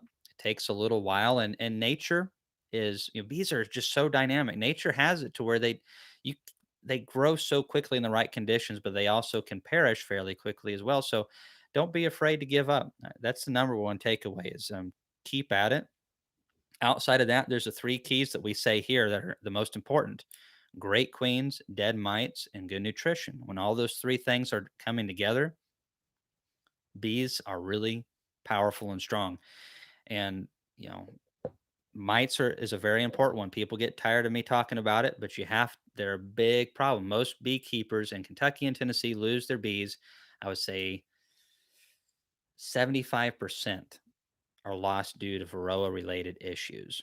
Sometimes it's not Varroa that takes them all the way out. A lot of times it's not. The Varroa weakens the colony and makes them smaller populations and makes them fragile, lower immune system. And sometimes it's small hive beetles that pushes them over the edge and causes them to abscond. Sometimes it's the viruses that the mites inject. There's just so many things to it. I'm not trying to discourage you, but at the same time, paint you a realistic picture. And make sure don't be afraid to feed your bees. Don't listen to the people that tell you that feeding bees is bad for them. It's a lie. They love it. They absolutely love it. Yep. Great queens, dead mites, and good nutrition. No, they don't say that. You should also work on that. Maybe do some research.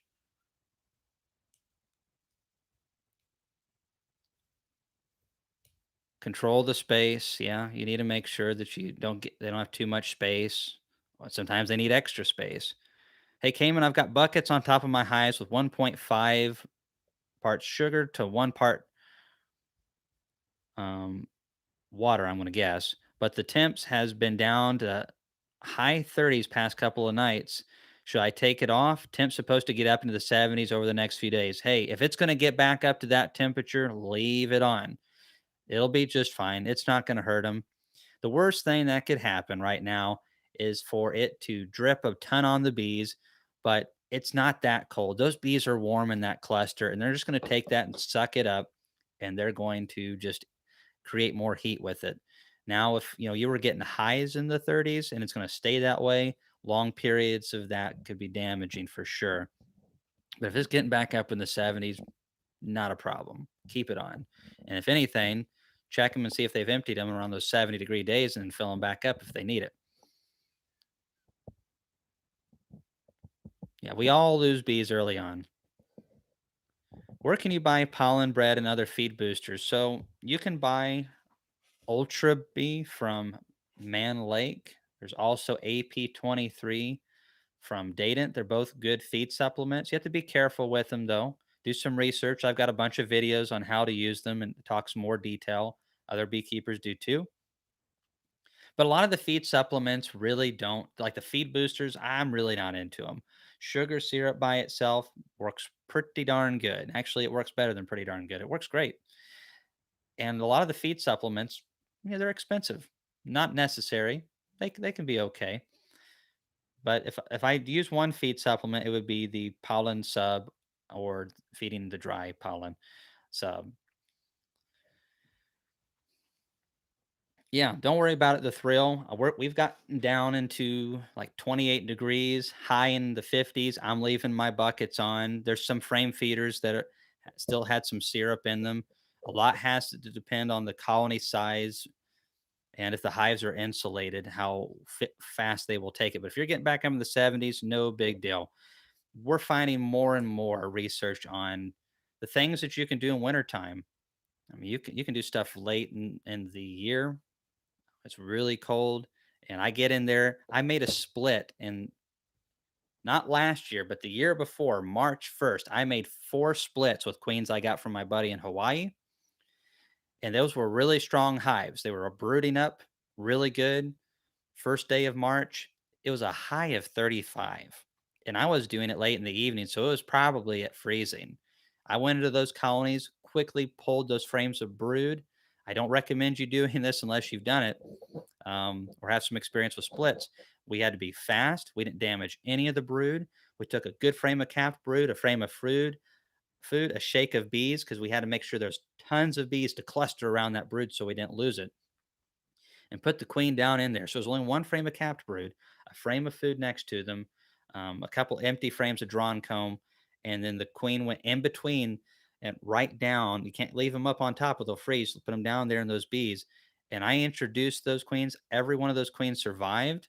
Every one of them laid good, and the splits did well. And they dealt with some cold temperatures. I split them in that cold of weather. But if I'd have left that brood out very long, that brood would have died. Brood's very sensitive to cold weather, so you can't leave it out very long. But there are things that you can do, and there's a lot of things that commercial and professionals or experienced veteran beekeepers do that a lot of these bee books say are impossible. So you have to be careful with some of these bee books, especially if they were written after uh, about you know the 90s. I mean, I can't. There's some books that have come after the 90s that are pretty good. I think of Dr. Larry Connors, which actually Wickwas Press, which Dr. Larry runs, and all his books. They're thinking about coming to our conference. If they do, then we'll have a plethora of great books, and some of them are older books like GM Doolittle stuff. That's where you get your good information. But there's stuff that beekeepers are doing all the time that these newer bee books that are really like beekeeping for dummies. It's okay, but it kind of gives you the general information, but some of it really gives you information with padded gloves on because it doesn't want you to make any mistakes. But how you learn in beekeeping is making some mistakes or learning from somebody else's mistakes. Hence the videos. Have you tried keeping water to drink during hot summers for the bees? I'm imagining you're saying, but we've got ponds and creeks around here, so we're good on water. If you don't have anything nearby, it's good to put some water out for the bees. Yeah, getting stuff from Bob the Thrill is the way to go. Bob's the man. Is Hilco bringing extractors, bottling tanks to the conference, or just pre-order and deliver? Previously, online showed out of stock. Well, they have just gotten some stuff in. They are going to be bringing extractors, bottling tanks, and a lot of other stuff. Pre-orders is always better. Um, However, they plan to have a nice display at the conference as well. And John has been wonderful to work with, and he's going to do everything he can to have quite a nice show at our conference. And I think we're going to do well. I mean, we maybe as many as 800 people will be there. So there's going to be plenty of people to buy. Hey, Ruby, don't really worry too much about the rhododendron honey. There, people talk about it and they get concerned about it. I know beekeepers that are in the mountains and rhododendron country, and bees don't work it really unless there's just nothing else. And there has been so few reported cases over the last 100 years, the chances are little to none. There's really no good way to distinguish it without sending it off to some lab somewhere. Don't worry about it. The chance of it happening, you have a better chance of getting hit by a car.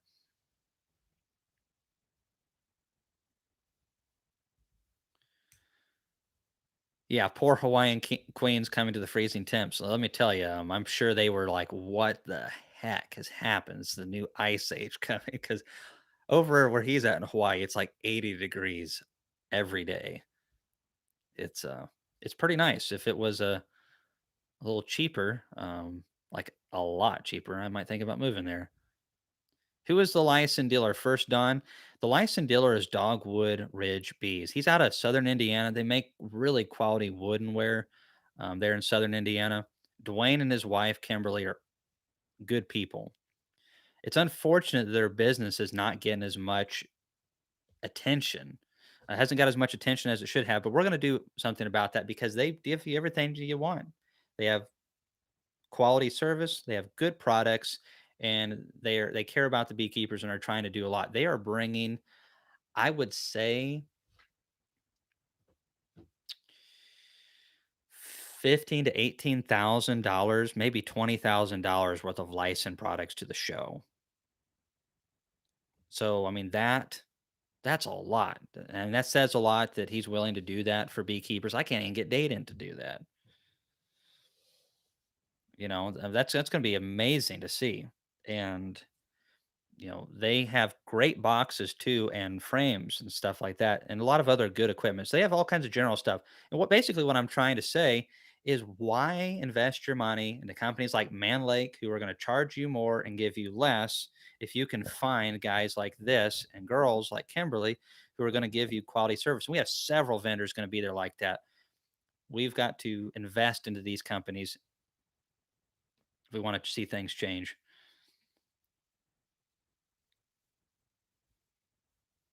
Hmm. I want a book that gives you a species breakdown. Ah, yeah, yeah. I see. Yeah, that's like what Hi-Fi said. Our bees are so intermixed here, just like our people. We can't tell one thing from the next hardly. And there are carnies out there that actually act a lot like Italians, and there are some Italians that over time can be bred to act like carnies, and a lot of intermixture going on. Have you tried setting a queen castle on top of a big hive for mating queens? Um, I have done not I haven't done a queen castle, but I have done double screen boards. And what I'll do, and I did this a lot this year and I loved it. I did it the year before, tried it out with like 20 hives. This year I must have done it on 100 at least. And where you take a good colony that maybe the queen's a little old, or you make a split with the old queen if you don't want to kill her. And if she's old, she could cause issues for the colony. So we requeen colonies. We go down there into that double, or if it's a single, we'll take some of the frames up and put some down below, and we'll make two colonies, double screen board, queen cell below, queen cell above, and bam. A lot of times we get two queens to come back. Sometimes we only get one, but then we'll just combine the bees back, and we still get a brand new queen. Works wonderfully. I would be concerned though, having queen, you know, you could do that having mating nukes on top. However, sometimes virgins, if there's a lot in one location, don't always make it back to the colony if there's a high density of colonies to come back to.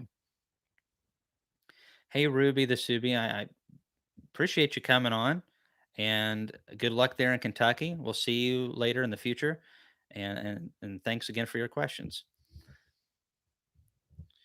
Wayne Barnes, I'm going to need to buy some frames. Which one of the little companies would you recommend? Well, that one's a hard one to say. I don't know all of these companies yet. I do have experience with Dogwood Ridge, and I do have experience with Hilco.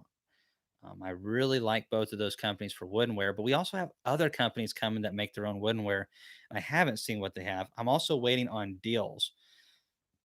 Some of these companies are going to have 10% off, and some aren't. So if you can get 10% off on your frames and free delivery, that'd be great. So on the frame department, I'm still kind of holding off on kind of a recommendation on that. It really depends on pricing and who's giving the price. Man Lake's got 9% off on their frames, but I'm starting to lose my voice, I think. Their frame quality has really gone down the last couple years. The top bars I'm noticing on a lot of their top bars, instead of the wood grain going this away, um, or just they have the wood grain, just it's not going the right direction to make a really strong top bar. And I think that they're trying to do what they can to cheapen up the process, but we're getting some inferior frames because of it. And they didn't glue my last batch of frames very good either. I've had several first year frames from Man Lake that When I'm prying them up, they're just the top bar's coming right up with a staple, and I hate that. Not near enough glue. Hey, all right. So had a great question. I said this at the beginning of the video, John 1.5, and where do I stand with Maxent? And I want to just say it one more time. So Maxent, I want to represent US, always US first, but you have to be able to produce, right? Maxent is like 5 months out on some orders, 4 to 6 months on several. And none of their dealers, I've contacted their dealers. They don't have products. Several of their dealers are now selling Sivens, a Turkish extractor, or other brands of extractor because they can't get US made stuff, which is really disappointing. So right now, Maxent, I don't think I'll have one Maxent thing. I've been asked about that so many times. It is so unfortunate that US manufacturing and beekeeping is so weak. There's no good excuse. It's unacceptable. I just can't. It makes no sense that I can get all that Polish stuff, like $20,000 worth of Polish stuff, which I'm excited about because they have cool, innovative stuff, and I want to see it. I want someone to see it and go, okay, I can build that and create that for the U.S. market. That's what I'd love to see. But yeah, Maxent basically isn't able to produce right now. I think there's part of it's because they're in Massachusetts. I've heard there's some supply chain issues, but everyone's dealing with supply chain issues right now.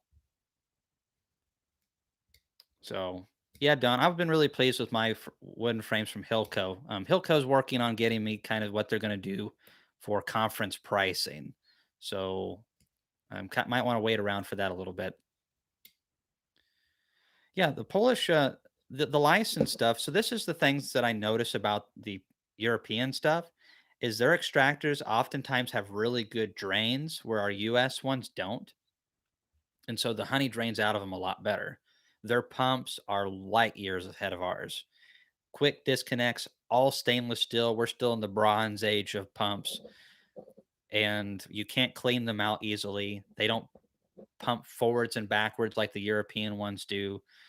The European ones will have variable speeds. They also have computers on some of them, which I don't like all technology, but it's nice to have some of them programmed to where they can have additional features. Some of their extractors, actually, I think all of the licensed extractors have a program on them to where when I start my extractors, like my Dadant, I would start it at 30. It was on a dial. And then after a while, I turn it up to like 50 or 60 to spin it out the rest of the way. But you don't start it at 50, especially if you have young combs in there. But with Lysin, you can program it for the first X amount of minutes. It'll be at this amount of RPMs. And then over time, it'll increase that. Is that not handy? A little bit of technology there. There are several things in Europe they're doing like this to make beekeeping better. And even though sometimes things are kind of falling to the knickknack areas, at least they're trying. I'm not seeing that over here. Is that not infuriating? So, Maxent is reeling from, I guess, I think being in Massachusetts, and also, I mean, it's been hard the last year and a half, but I just hope that they can recover and come on out eventually and start swinging and do some innovation. But honestly, what I'm seeing right now does not make me think that they're going to be innovating, much less distributing large amounts of US extractors anytime soon. And Data has no desire to take the market share and champion it. So we're kind of stuck right now. It's a odd time to be a US beekeeper. We have such a great country and so many opportunities here. I'm not knocking on any other country, but I'm pretty partial to mine. And there's no reason why we shouldn't have tons of options in the US for everything. And I don't see why we're not leading the industry in a lot of these little innovations that really make hobby beekeeping and sideline beekeeping, professional beekeeping better.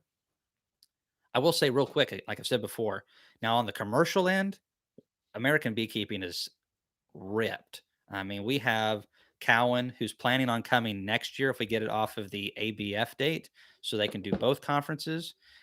And I think that may be doable. So if we can have Cowan out there, I mean, that's great. But the problem is, I mean, that doesn't really work for people that don't have more than hundreds of hives. Cost you tens of thousands of dollars to get that amazing cow in line. Hey, Don, I never go this long. I started a little bit later this evening, but I appreciate you hanging on this long, Don. I know it's you got to get ready for tomorrow. Always appreciate you being on. Roll Tide. Oh, hey, John 1.5. How did those wildflower seedlings that you did in those pastures end up doing? Great question. I need to do a follow up video on that, but you guys will get a sneak peek. So, the canola and the rapeseed that I planted in those fields did okay. Now, thankfully, I was able to get some of that seed at a discount. If it was a thick patch of nice hayfield where I was doing good, it didn't come up very thick. That's kind of to be expected. And the areas where it was a little bit more sparse or very sparse, it came up awesome. So if you have great hayfields with good grass and a lot of diversity, it's not a good idea. But you what if you have some kind of spotty areas, maybe you could buy a small amount of seed and just focus on that area. And that came up really good for me with just sowing it. So it's something to think about. We'll see how that transitions into spring of next year. The deer have been munching on it for sure.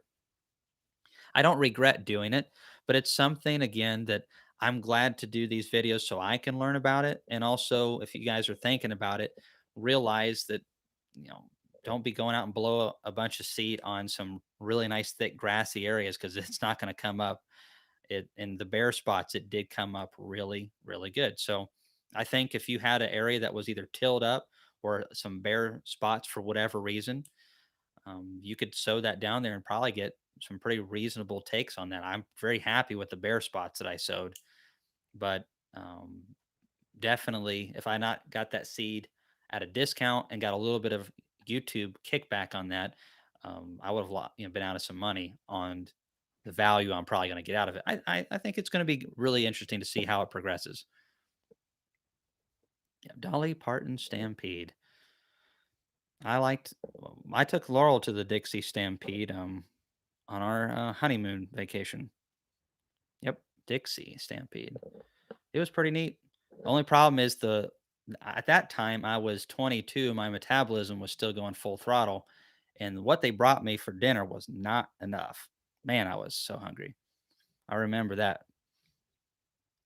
But anyways, I told Laurel I was going to try to keep it just on the conference, keep it around an hour. Here we are 3 hours into it. If you haven't watched the first 10 to 20 minutes of this live chat though, you might want to go back and rewatch that.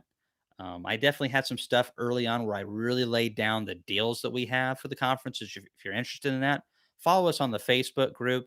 You can ask questions specific there, and then we have all the deals posted on that Hive Life Conference Facebook group. More on the way. Exciting, exciting stuff. I know I talk about some frustrations with the industry, but we are going to see change. We're going to make change happen. We're not going to wait around for somebody else to do it because that's what's been going on for a long time. And now we have a lot of you involved. We have a lot of guys like Ian and Bob and other people involved that want to bring positive change. I don't see how it's not going to happen. I appreciate you all's time spending it with me this evening. I appreciate that a lot. So you all take care. We'll see you in a live chat coming soon. Happy beekeeping, and I can't wait to meet many of you at the conference in January. It is going to be insanely wild in all the good ways. See you later.